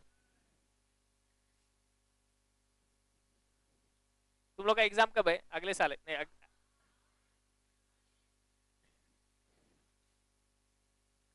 अभी क्या ये बैच खत्म होने के बाद उनको लेके जाना है मतलब शुगर फैक्ट्री देखने को, तो तुम लोग को लेके जाता हूँ। मैसेज भेजता हूँ, तुम लोग को आना है तो तब आओ। आएंगे ना एक डे ट्रिप?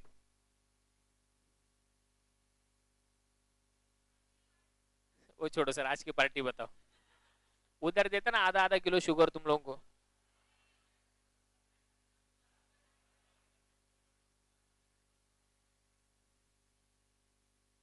हाँ, प्रसाद। आप ध्यान दो। शान बेटो भी संडे को क्लास ले रहा हो, तुम लोग को पता नहीं इसकी अपॉर्चुनिटी कॉस्ट क्या है? समझते हैं अपॉर्चुनिटी कॉस्ट? हाँ, कॉम्पनसेशन। कॉम्पनसेशन मतलब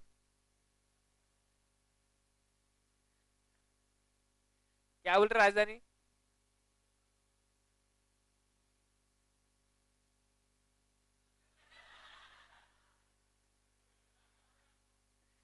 हाँ, मेरी नींद ही नहीं खुली 2 दिन। आदत ही लग। अब मॉर्निंग के बैचेस नहीं, शाम को बैचेस है ना, तो पता नहीं मतलब कैसे हो गया। हाँ, जान दो, जो होता है अच्छे के लिए होता है। हाँ, द मैन्युफैक्चर और business. Point number 7, the manufacture or business carried on by one enterprise is wholly dependent on the use of know-how, patents, copyrights, trademarks, licenses or franchises or any other intellectual rights owned by the other enterprise. पढ़ो। पढ़ो। ये तुम लोग गाउटी लोगो, तुम पढ़ते जाओ, तुम लोग को बाद में प्रॉब्लम आएगा। इन लोगों को इंग्लिश वगैरह को समझता नहीं, से भाजते रहते, कॉपीराइट वगैरह कुछ तो भी देखते रहते अपना। हाँ, एक दो वर्ड देखते, बाकी सारा सेंटेंस छोड़ देते।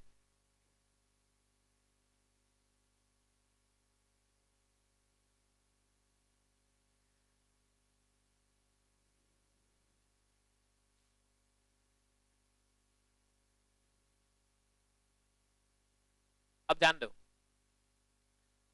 मारुति सुजुकी, मारुति की जो कार्स है, तो मारुति सुजुकी का टाइप है, तो सुजुकी की टेक्नोलॉजी है, मैन्युफैक्चरिंग मारुति करती है, इंजन वगैरह सब कुछ, ठीक है। तो ये मारुति का जो प्रोडक्शन है that is dependent upon the technical know how, patent copyright वगैरह जो भी है, सुजुकी के पेटेंट कॉपीराइट के ऊपर डिपेंडेंट है, सुजुकी के नो हाउ के ऊपर डिपेंडेंट, नो हाउ मतलब जैसे कुछ फॉर्मूलाज होता है, नॉलेज होता है वो, उसके ऊपर, इसलिए ये दोनों क्या है, एसोसिएटेड एंटरप्राइज। उसके बाद अब लेट से मैकडोनल्ड्स है, नहीं तो डोमिनोज है, अब यहाँ पे डोमिनोज है नहीं तो मैकडी है, तो उसका फ्रेंचाइजी लिया हुआ है, somebody in Pune has made some let us say investment 2 crore 4 crore उसमें, और उसका ब्रांड मैगडी का यूज कर रहा है, और मैगडी के स्पेसिफिकेशन के हिसाब से उसने उसका पूरा रेस्टोरेंट बनाया है। अब इसका पूरा बिजनेस किसके ऊपर डिपेंडेंट है, मैगडी के ट्रेडमार्क्स के ऊपर, तो ये दोनों क्या हो गए, एसोसिएटेड एंटरप्राइज हो गया। तो ये बोल रहे द मैन्युफैक्चर और business carried on by one enterprise is Holi dependent on the use of know how, patent, copyright, trademark, licenses or franchises or any other intellectual rights owned by the other enterprises. Tata Docomo,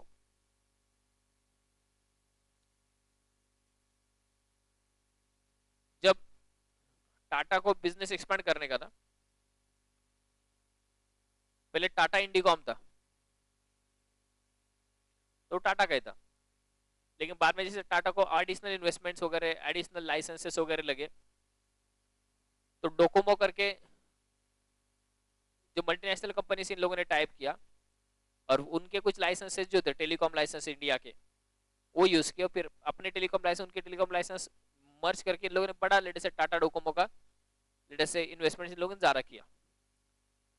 तो इसका business, Tata का अगर business बोला जाए तो Docomo के licences के ऊपर डिपेंडेंट है, तो ऐसे केस में ये लोग जो है एक दूसरे के क्या है, एसोसिएटेड एंटरप्राइजेस है।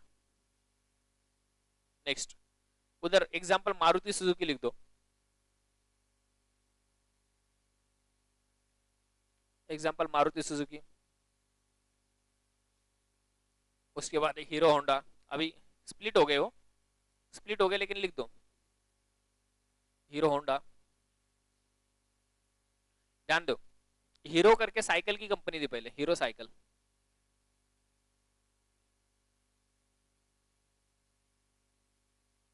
मैंने प्यार किया मूवी देखा आपने,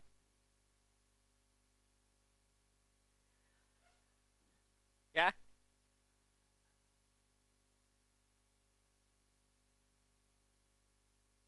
मूवी के बारे में बात कर रहा हूं मैं,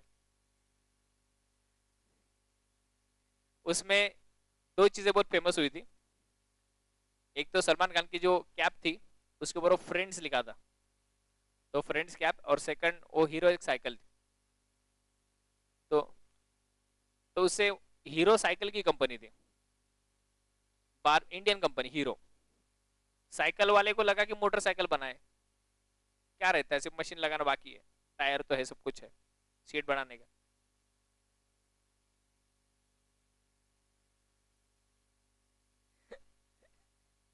सो व्हाट इट में भी जो भी एडिशनल चीजें करने की हो उसकी सांस है। तो साइकिल वाले ने अभी जापानी कंपनी शायद, आई डोंट नो, और कौन सी होगी, होंडा कंपनी जो थी, उससे इन लोगों ने उसका इंजन बाकी का जो मोटरसाइकिल बनाने का टेक्नोलॉजी लिया, और फिर बाद में बनाया हीरो होंडा, नाम ऐसे लग दिया हीरो होंडा, और फिर इतने सालों तक वो लोग चले। बाद में अभी उनका जो एग्रीमेंट है वो स्प्लिट हो गया, फिर कुछ ब्रांड्स इन लोगों ने बांट लिया, स्प्लेंडर वगैरह जो है वो हीरो के पास है आज, अभी आप देखो हीरो स्प्लेंडर बोलते हैं उसको, यस स्प्लेंडर बाइक सबसे ज्यादा चली, वन ऑफ दी, हर किसी के घर में स्प्लेंडर कभी ना कभी होंगी शायद, कितने लोग के घर पे पास घर पे थी स्प्लेंडर,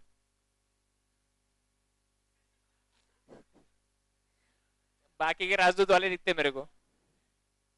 बाकी के क्या है, हीरो वाले है क्या?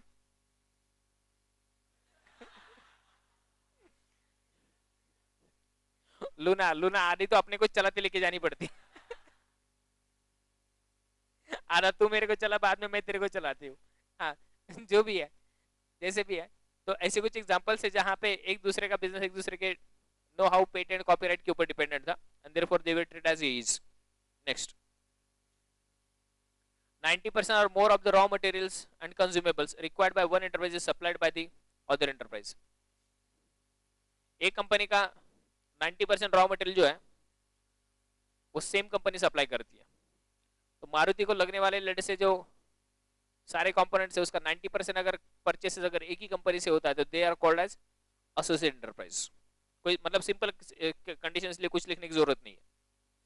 Where one enterprise is controlled by individual and other enterprise is controlled by such individual or his relatives। देखो अच्छी तरह से, where one enterprise is controlled by an individual and other enterprise is also controlled by such individual or his relatives। अब ये company नहीं है, ये XYZ limited है,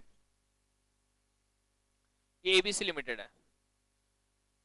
इनको कंट्रोल कंपनी नहीं कर रही, उनको मिस्टर ए कंट्रोल कर रहा है।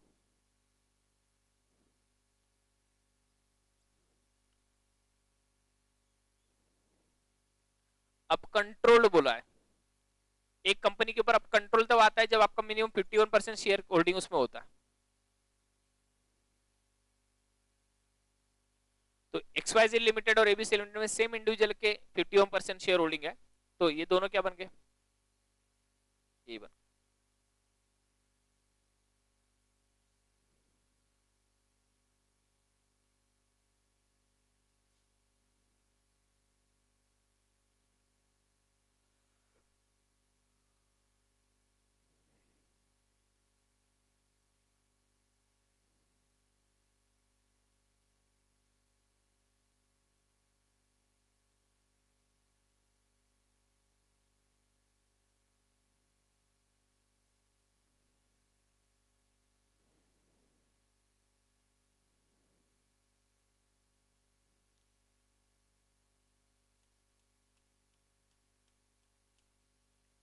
आप ध्यान दो, point number 2, where one enterprise is controlled by HUF and other enterprise is controlled by member of such HUF और relative member of HUF etcetera. ध्यान दो, इसकी जगह पे HUF कर दो, एक्स HUF।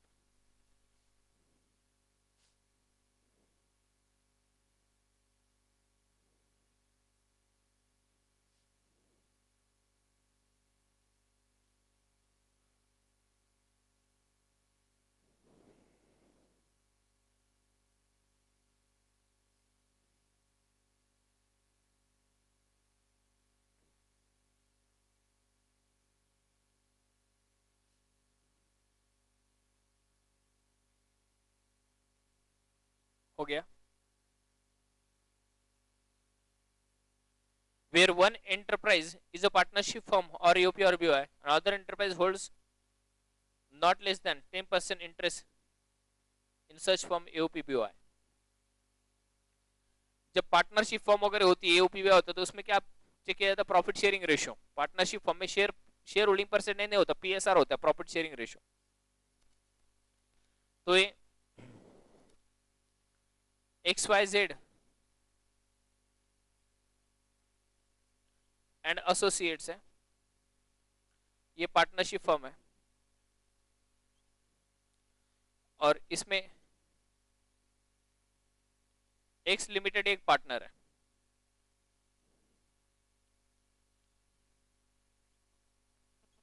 और एक्स लिमिटेड का प्रॉफिट शेयरिंग रेशियो कितना होना चाहिए, कम से कम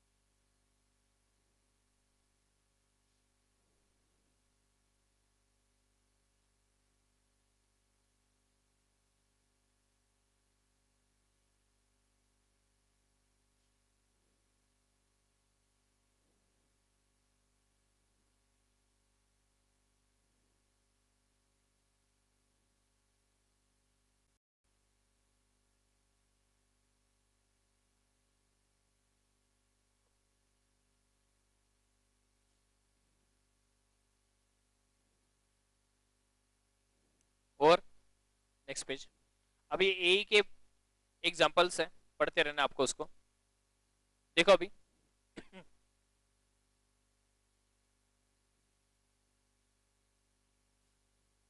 पेज नंबर 1 पे आओ वापस एक बार, 1 एंड 6 साथ में रखो।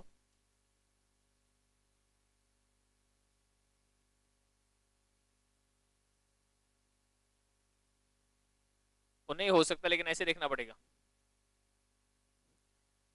90 to 1 बोला है,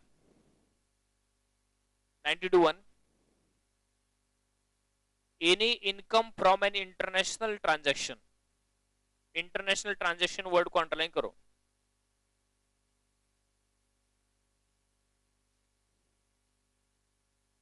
और इन लोगों ने इंटरनेशनल ट्रांजैक्शन कोड को अंडरलाइन करके उसके साइड में लिख दो सेक्शन 92 कैपिटल बी, चिपक के सेक्शन 92 बी।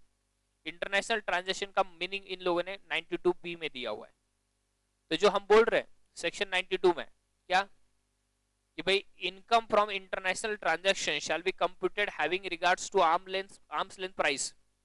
यस, तो ये आर्म्स लेंथ प्राइस रख के अपने को इंटरनेशनल ट्रांजैक्शन के बीच में इनकम कैलकुलेट करने का। लेकिन what do mean by the international transaction in लोगों ने डिफाइन किया हुआ है। थियोरेटिकल क्वेश्चन भी आ सकता है, what do mean by the international transaction. ठीक है, when the two enterprises can be called as associated enterprises, ऐसे क्वेश्चन आ सकते हैं। प्रैक्टिकल तो आएंगे, प्रैक्टिकल सॉल्व करेंगे, लेकिन थियोरेटिकल बोल रहा हूँ, इसलिए ध्यान दो। वापस आ जाओ पेज नंबर 6 पे। Meaning of international transactions, Section 92B1. International transaction means a transaction between two or more associated enterprises, either or both of whom are non-resident in nature, in the nature of following. अब ध्यान दो, international transaction means a transaction between two or more associated enterprises. International transaction का मतलब क्या है? It is a transaction between two or more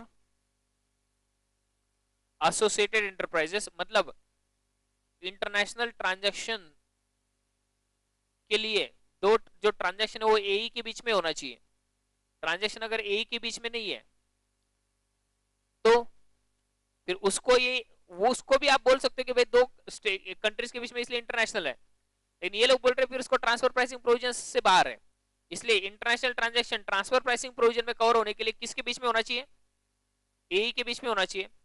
either और both of whom are non resident, उसमें से एटलीस्ट एक पार्टी, नहीं तो दोनों भी पार्टी क्या होनी चाहिए? Non resident. अब नॉन रेसिडेंट मतलब कंपनीज के लिए अगर control and manage Indian company है तो Indian company always resident India. लेकिन अगर फॉरेन कंपनी है तो कंट्रोल मैनेजमेंट अगर होली इन इंडिया है तो रेसिडेंट, पार्टली इन इंडिया है तो non resident, and Holi outside India तो नॉन रेसिडेंट है। और अगर पार्टनरशिप फॉर्म वगैरह है तो control management Holi in India है तो रेसिडेंट, पार्टली इन इंडिया है तो resident, and Holi outside India तो नॉन रेसिडेंट है। वो अपने को अभी ट्रांसफर प्राइसिंग में रेसिडेंशियल स्टेटस कैलकुलेट करने के लिए नहीं आएगा, वो डायरेक्टली देंगे आपको कि भाई रेसिडेंट है क्या नॉन रेसिडेंट है। आपको सिर्फ इतना ध्यान में रखने का है कि दोनों ए ही है लेकिन दोनों भी रेसिडेंट है तो नहीं चलेगा। इसमें से कम एक, नहीं तो दोनों भी क्या होना चाहिए? नॉन रेसिडेंट होना चाहिए। और कौन कौन से टाइप के ट्रांजैक्शंस को एप्लीकेबल होता है? Purchase, sale, transfer or lease of tangible property. Purchase sale transactions, transfer or lease, lease मतलब कोई चीज किराए पे वगैरह लेना, और use of tangible property. Purchase, sale, transfer or lease और use of intangible property. Provision of service, services के लिए भी ट्रांसफर प्राइसिंग प्रोविजन एप्लीकेबल। मतलब हमने अगर एसोसिएटेड एंटरप्राइजेस को सर्विस दिया तो लोअर वैल्यू तो भी ये कवर्ड है।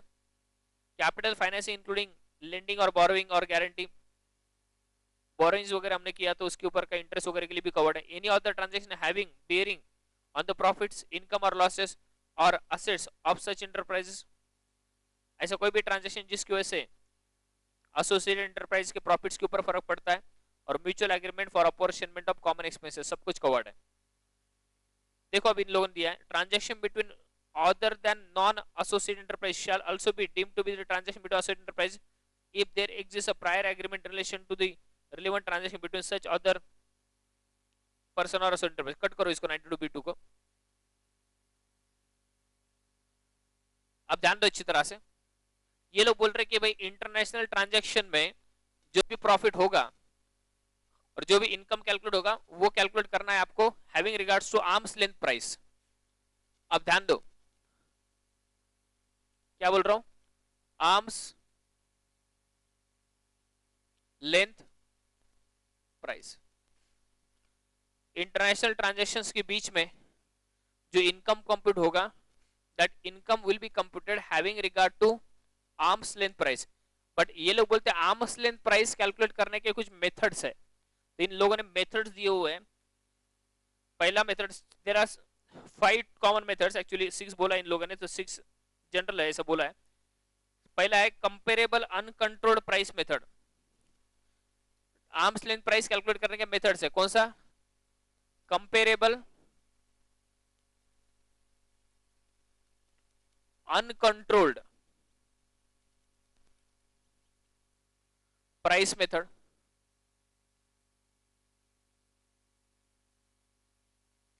दूसरा है रीसेल प्राइस मेथड।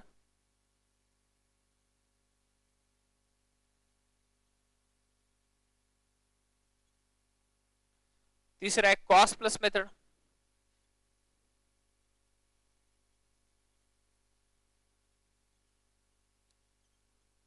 चौथा है प्रॉफिट स्प्लिट मेथड।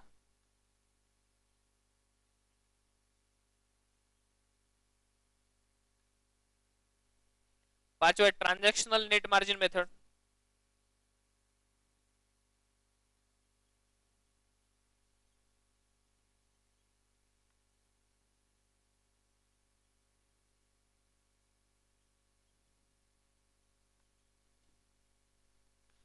और 6 बोला इन लोगों ने such any other method as may be prescribed by CBDT. वो ठीक है, वो सीबीडीटी कौन सा मेथड प्रिस्क्राइब करेगी उसके हिसाब से।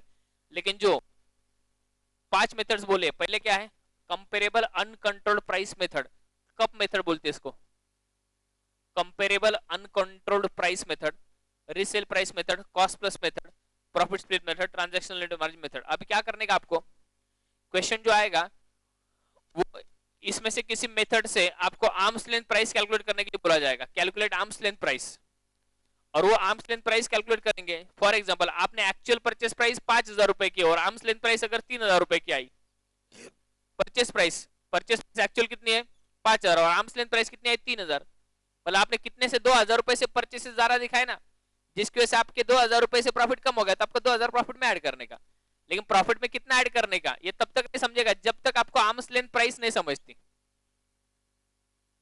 आपकी एक्चुअल परचेस प्राइस है 5,000 and then if you calculate arms length price by using this methods, इसमें से एक तो भी मेथड्स है, अगर आर्म्स लेंथ प्राइस लेट से 2,500 आती तो एडिशन प्रॉफिट में कितना होगा 2,500 होगा। आर्म्स लेंथ प्राइस अगर 4,000 रहती तो प्रॉफिट में कितना एडिशन होगा 1,000। आर्म्स लेंथ प्राइस अगर 6,000 आता है तो then transfer pricing provisions will not be applicable. Why, ये लेने की वजह से प्रॉफिट कम होने वाला फिर, क्योंकि 5,000 का परचेस 6,000 पे दिखाने का तो प्रॉफिट कम होगा ना, therefore transfer pricing provisions will not be applicable. तो अपना काम क्या है, ये एएलपी निकालने का, arms length price, arms length price निकालने का, और उसके हिसाब से काम करेंगे।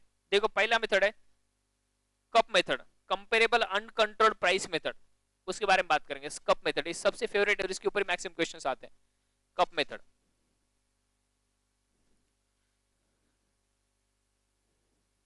ध्यान दो इन लोगों क्या दिया, determine the price charge in comparable uncontrolled transaction. अब ध्यान दो, मतलब बात कुछ इस तरह से है कि ये ए लिमिटेड है, ये यूएस की कंपनी है, और XYZ limited, let's say x limited जो है वो इंडिया की कंपनी है। अब ए लिमिटेड ने एक्स लिमिटेड को कुछ गुड्स सेल किए और ये दोनों यही है पहले, तो इन लोगों ने सेल किए, इसके परचेसेस थे, इसके परचेस प्राइस के ऊपर डाउट है गवर्नमेंट को, तो गवर्नमेंट चेक करना चाहती है कि ये जो ट्रांजैक्शन हुआ है वो क्या आर्म्स लेंथ प्राइस पे हुआ है क्या। तो गवर्नमेंट बोल रही है ए लिमिटेड ने इंडिया में, और दूसरा कोई लेटेस्ट से एक जेड लिमिटेड है जो ए ही नहीं है इसका, जो एक नॉर्मल कस्टमर है, उसको कितने पे बेचा वो देखो, उसकी प्राइस को बेच लो। अब सिंपली सोचिए कि जेड लिमिटेड को हमने एक गुड्स 10,000 रुपए में बेचा, यस, और इसको जो है वही कमोडिटी लेट से हमने 15,000 रुपीज में बेची। तो ये बोल रहे इस 10,000 रुपए से आप चालू करो आर्म्स लेंथ प्राइस कैलकुलेट करना, अनकंट्रोल्ड ट्रांजैक्शन की प्राइस से चालू करने का। कहां से? Uncontrolled, this is controlled, this is uncontrolled, because this is why this is uncontrolled, because this is not the transaction between AE, this is the transaction between AE, therefore this price is a controlled price। तो ये बोलते 10,000 रुपए की price से चालू करो। अब हुआ कुछ इस तरह से,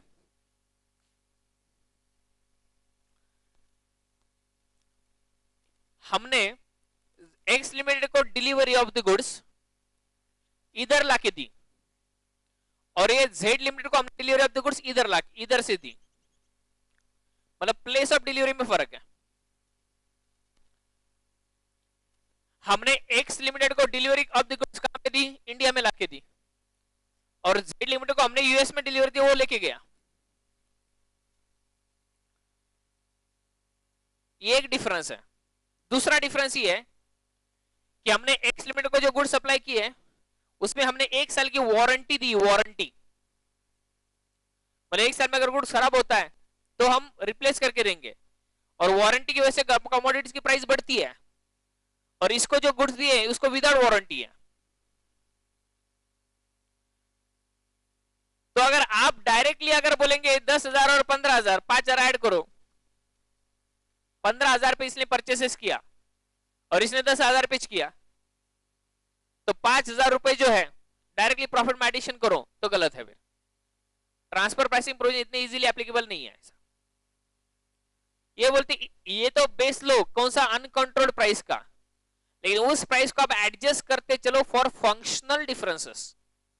what do you mean by the term functional differences? मतलब जैसे मैंने बोला इसकी डिलीवरी ऑफ द गुड्स इधर है, इसकी डिलीवरी ऑफ द गुड्स इधर है, इसको वारंटी, इसको वारंटी नहीं है।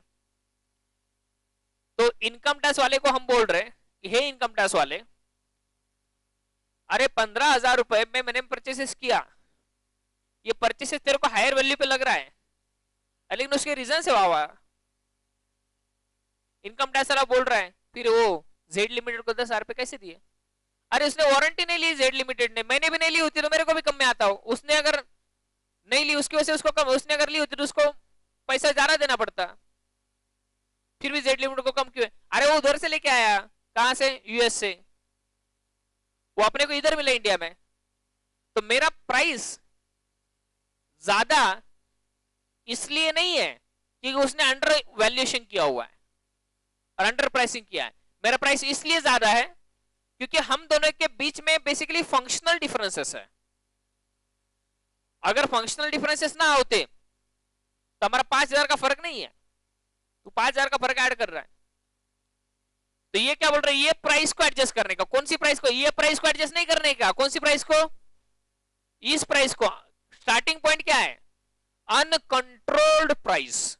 Uncontrolled price has to be adjusted for functional differences. मतलब इसका जेड लिमिट का भी परचेज अगर इसी के टाइप का होता तो क्या प्राइस होती? इसको इसके कपड़े पहनाने के। अब देखने का कैसे लगता है। तो ये बोले है अब ध्यान दो, कुछ लोग ऐसे समझता है बात कुछ इस तरह से। ये ट्रांसपोर्टेशन चार्जेस का खर्चा 2,000 रुपए, अगर ये भी डिलीवरी अगर जैसे ये इसके जो फंक्शंस है वो फंक्शंस पे इसको लेके आने का, किसको? जेड लिमिटेड को। अपने एई के साथ जो फंक्शंस है उस फंक्शंस के साथ अनकंट्रोल्ड प्राइस को लेके आने का। तो अगर ये जेड लिमिटेड भी अगर इधर डिलीवरी लेती है और 2,000 अगर ट्रांसपोर्ट का खर्चा है, तो ये इधर डिलीवरी है तो इधर ट्रांसपोर्ट का खर्चा एड ट्रांसपोर्ट चार्जेस 2,000, और ऐसे 1,000 वारंटी का है।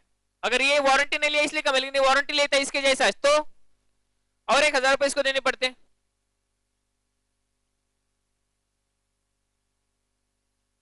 टोटल कितना हुआ? तो ये क्या है? 13, अगर फिर सेम फंक्शनल डिफरेंसेस पे ये अनकंट्रोल ट्रांजेक्शन की प्राइस, अगर फंक्शनल डिफरेंसेस को एडजस्ट करते चलो तो अनकंट्रोल ट्रांजेक्शन की प्राइस 13,000 हो रही है और आपकी 15,000 है, अब 2,000 ठीक है, फिर ये 2,000 जो ना ये आपका एडिशन इन प्रॉफिट किया तो चलेगा। मतलब 13,000 पर जो गुड्स अदरवाइज इसको जो दिया, अगर इसी फंक्शन में देते तो इसको 13,000 पे जाता था और इसको आपने 15,000 पे कैसे दिया? फिर मतलब 2,000 रुपए का आपने ओवर परचेसेस किया, किससे? एसोसिएट एंटरप्राइज से। तो 2,000 रुपए के प्रॉफिट में आपने कम करवा दिया, पीएल को ज्यादा डेबिट डाल दिया, एंड देयरफॉर 2,000 का एडजस्टमेंट होगा, not 5,000।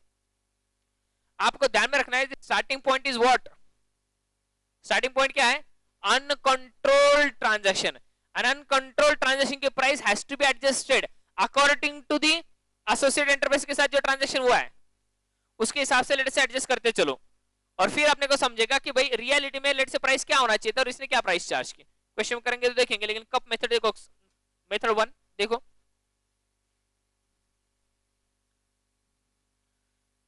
determine the price charge in what, determine the price charge in uncontrolled transaction. Uncontrolled transaction जो प्राइस है ना वहां से स्टार्ट करो। adjust this price on account of functional differences, such adjusted price is arm's length price, then you compare this arm's length price with the actual price जो charge की गई, and therefore आपको क्या करने का है? एडजस्टमेंट करने की प्रॉफिट में इंडियन कंपनी के, राइट। आइए क्वेश्चन नंबर 1,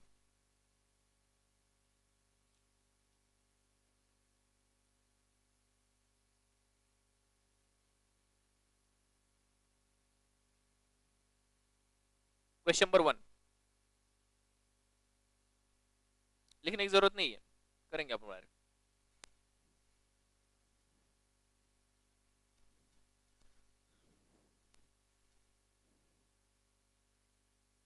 ध्यान दीजिए, very important one. Unilever USA, ये हिंदुस्तान लीवर लिमिटेड थे ना पहले, उसका नाम यूनिलीवर हो गया बाद में पिछले कुछ सालों में। Unilever USA holds 30% shares in Hindustan Lever, an Indian company. तो दो कंपनी एज्यूम कर रहा है आपको, यूनिलीवर यूएसए एक है और हिंदुस्तान लीवर एक है।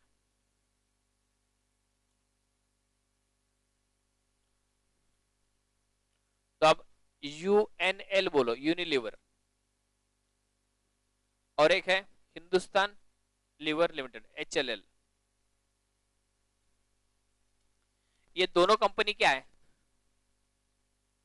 ए है। वाई? 26% से ज्यादा है, right. Hindustan Lever manufactures compact CD writers. ये हिंदुस्तान लीवर जो है ये इंडियन कंपनी है, और ये कौन सी है? यूएसए वाली, मतलब यूनाइटेड स्टेट्स ऑफ अमेरिका वाली। तो अपने को अपन कौन है? अपन ये है। इंडिया में इनकम टैक्स के हिसाब से अपने को एडजस्ट करना। Hindustan Lever manufactures compact CD writers and sells them. CD writers पता है? यस, सीपीयू में बैठते। Hindustan Lever manufactures compact CD writers and sells them to Unilever and Tatas. Hindustan Lever limited CD writers जो है ना, सीडी राइटर मैन्युफैक्चर करता है, मैन्युफैक्चरर ऑफ सीडी राइटर्स। अब सीडी राइटर्स मैन्युफैक्चर करता है कौन? एचएलएल, और ये सेल करता है किसको? यूनिलीवर यूएसए को, और उसके साथ किसको? और टाटा को भी सेल करता है। तो टाटा ये जो है ना, ये अनकंट्रोल्ड ट्रांजैक्शन है, ये इधर का, और ये क्या है? Controlled obviously. Now you are supposed to start from the price of uncontrolled transaction. अब ध्यान दो, during the year Hindustan Lever supplied 10,000 CD writers to Unilever at a price of 2,000 per unit. Hindustan Lever limited ने इसको 10,000 units क्या rate पे बेचे? At the rate ₹2000 और 100 city writers किसको बेचे? बोलो, टाटा को क्या प्राइस पे? 3000। इसको 100 यूनिट्स एट द रेट 3000। अब प्रॉब्लम दे समझो, सेल ट्रांजैक्शन है, सेल ट्रांजैक्शन किसका है?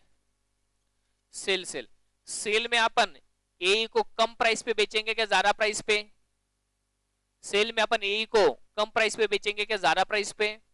कम प्राइस पे। तो देखो ये ऐसा हो रहा है क्या, इसको 2000, इसको कितना दिया? 3000। लेकिन इसमें अलग अलग चीज है, देखो इसने 10,000 क्वांटिटी परचेस की भाई, इसकी वजह से इसको कम। ये भी अगर कम लेट से अगर 10,000 क्वांटिटी परचेस की, इसको भी अपन कम दे देना। यस, क्वांटिटी डिस्काउंट होता है ना। अब देखो,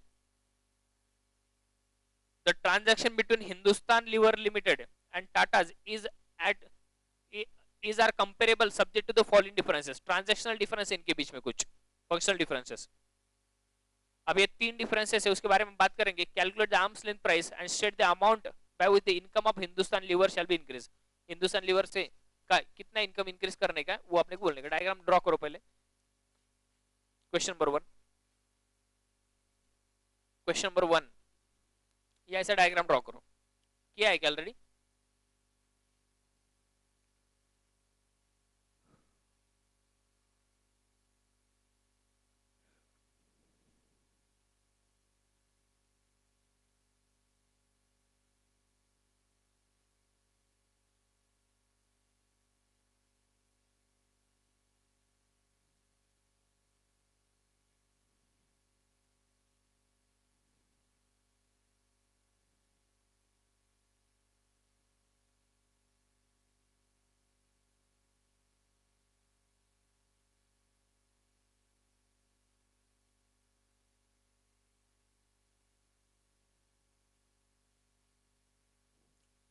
सामने में जो बैठे आदमी वही दिखता हो कैमरा में, पीछे वाले नहीं दिखते। उसके लिए टीचिंग करना पड़ता।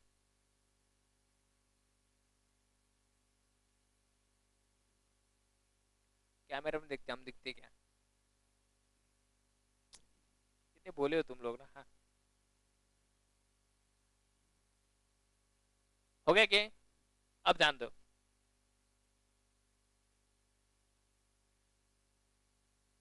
अरे गांव वालों, हुआ क्या?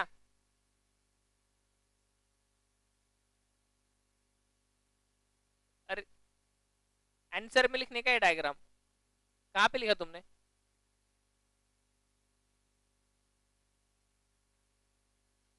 हाँ, देखो, calculate the arms length price and state the amount by which income of Hindustan Lever shall be increase. ले लो calculation of arm's length price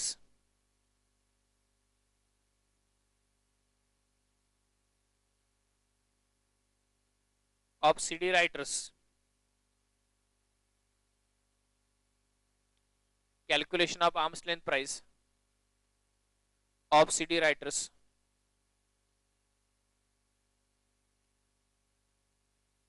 supplied by कौन? Hindustan Lever to Unilever USA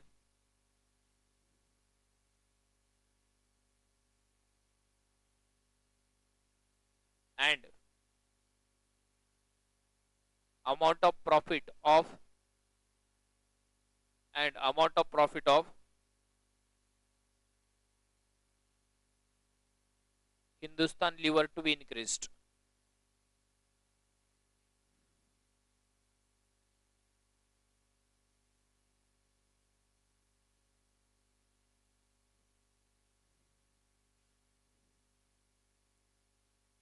Leo particulars calculation amount.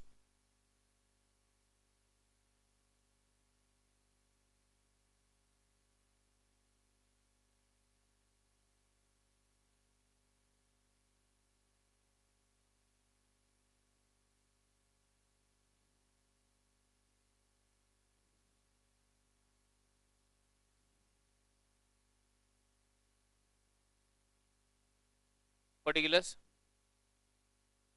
Calculation amount,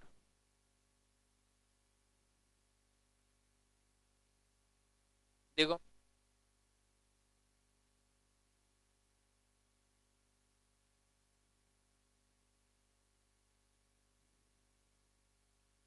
ले लो number one. कहां से start करने का आपको?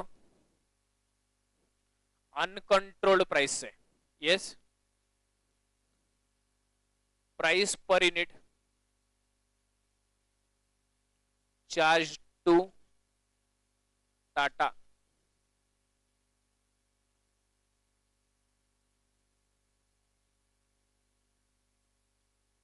कितनी है?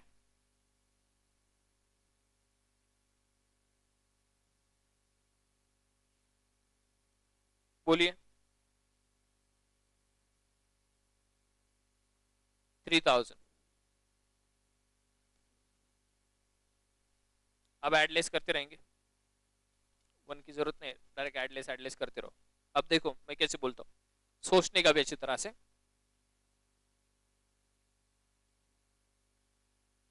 while sale price, point number one, while sale price to Unilever is FOB, sales to Tata is at CIF, freight and insurance paid by Unilever for each unit is 550। अब ध्यान दो,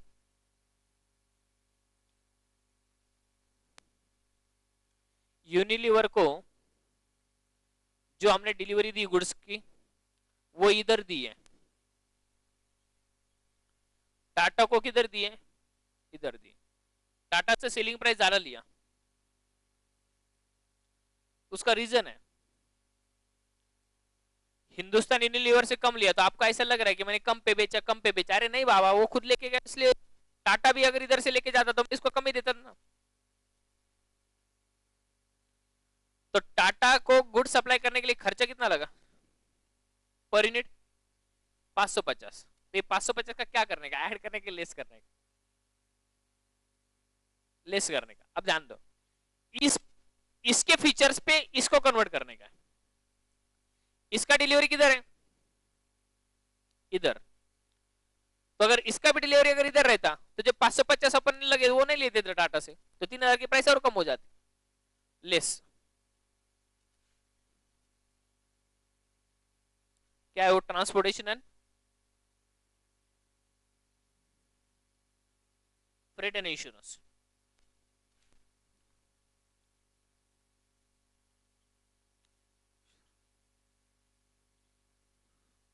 additionally recovered from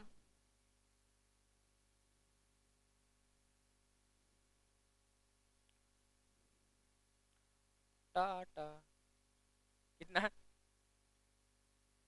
550।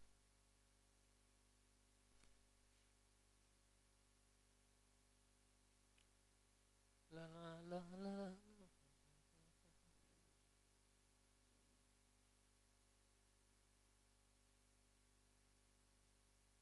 हो गया। Next, ready?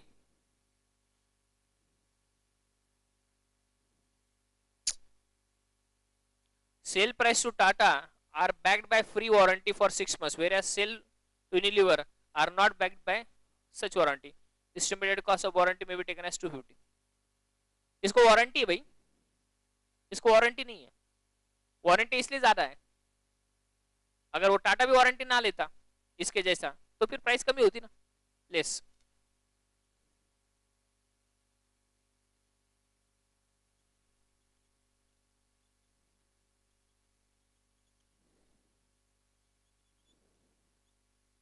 कितना है?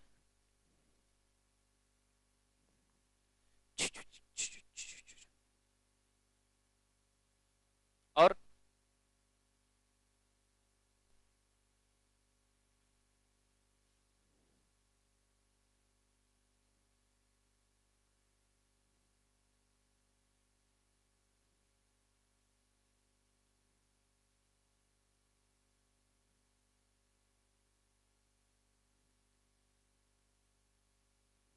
हो गया। Next, since शान better, since Unilever places a large order. Hindustan Lever had offered a quantity discount of ₹20 per unit to Unilever. इसने ज्यादा डिस्काउंट, ज्यादा क्वांटिटी मांगा ना, इसलिए अपन ने उसको कम प्राइस दिया. इसने कम क्वांटिटी मांगा इसलिए अपन ने ज्यादा प्राइस दिया. इसने भी अगर क्वांटिटी अगर इसके जैसे मांगता तो इससे अपन इसको भी अपन कितने का डिस्काउंट देते? ₹20. इसकी प्राइस और कम होती.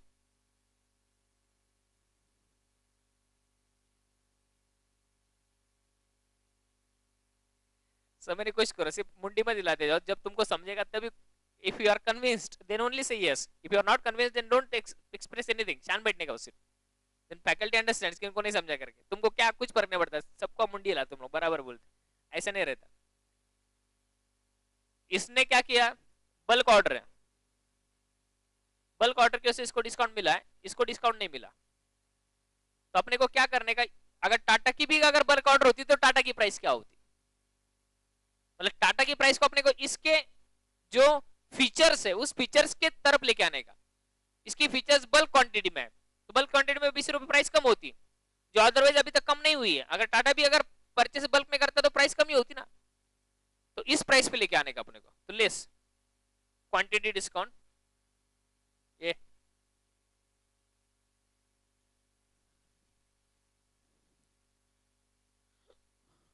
Offer to Unilever but not to Tata. कितना पंडित क्या लिख रहा है? टाटा 407 मत लिख, सिर्फ टाटा लिख.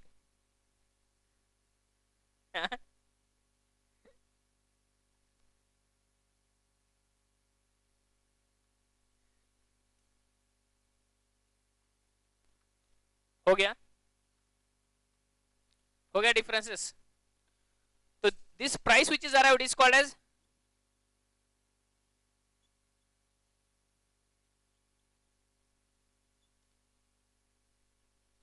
मराठीमध्ये आर्म्स लेंथ प्राइस म्हणजे आपण नाही म्हणत का 4 हात दूर.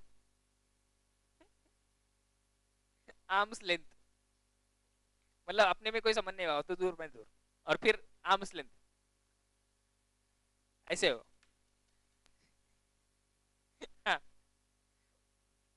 Don't say 4 arms. लिखो. हाँ 3000 लेस 50. हाँ 2180. ये क्या होनी चाहिए थे? Selling price. Arms length selling price होनी चाहिए थी. यस. अब एक्चुअल सेलिंग प्राइस कितनी है?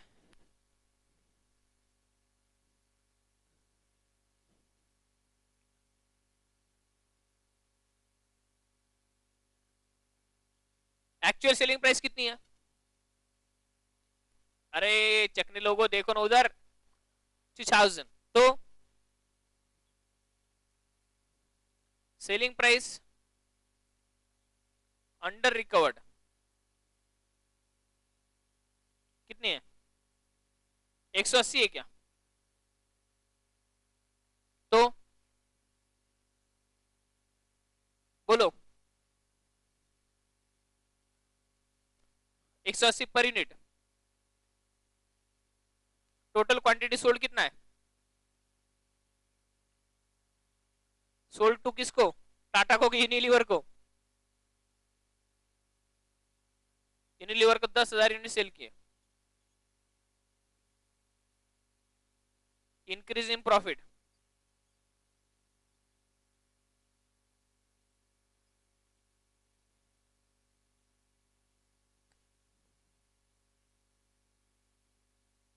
कितना?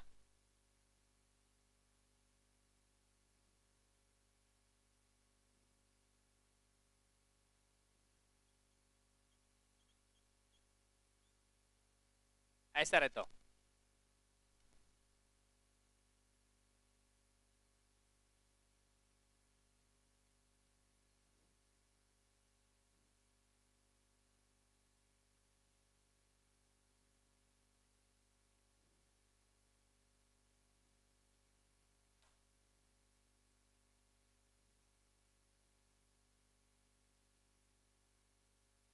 Question number 2 and 30 mock.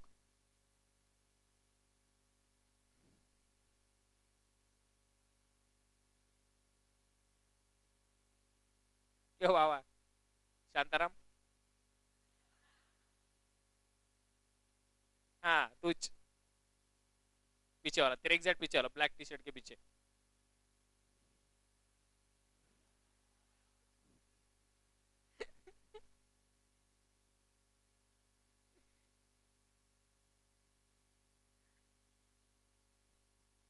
Shanta भी नहीं आई वो।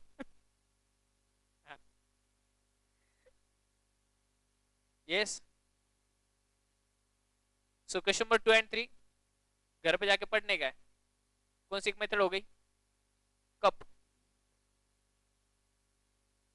यस।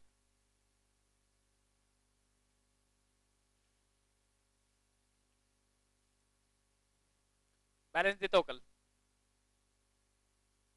ये शीट खत्म हो गया ना? कल होमवर्क करके आने के, बाकी के मेथड्स और उसके क्वेश्चन जो है विल कंटिन्यू टुमारो।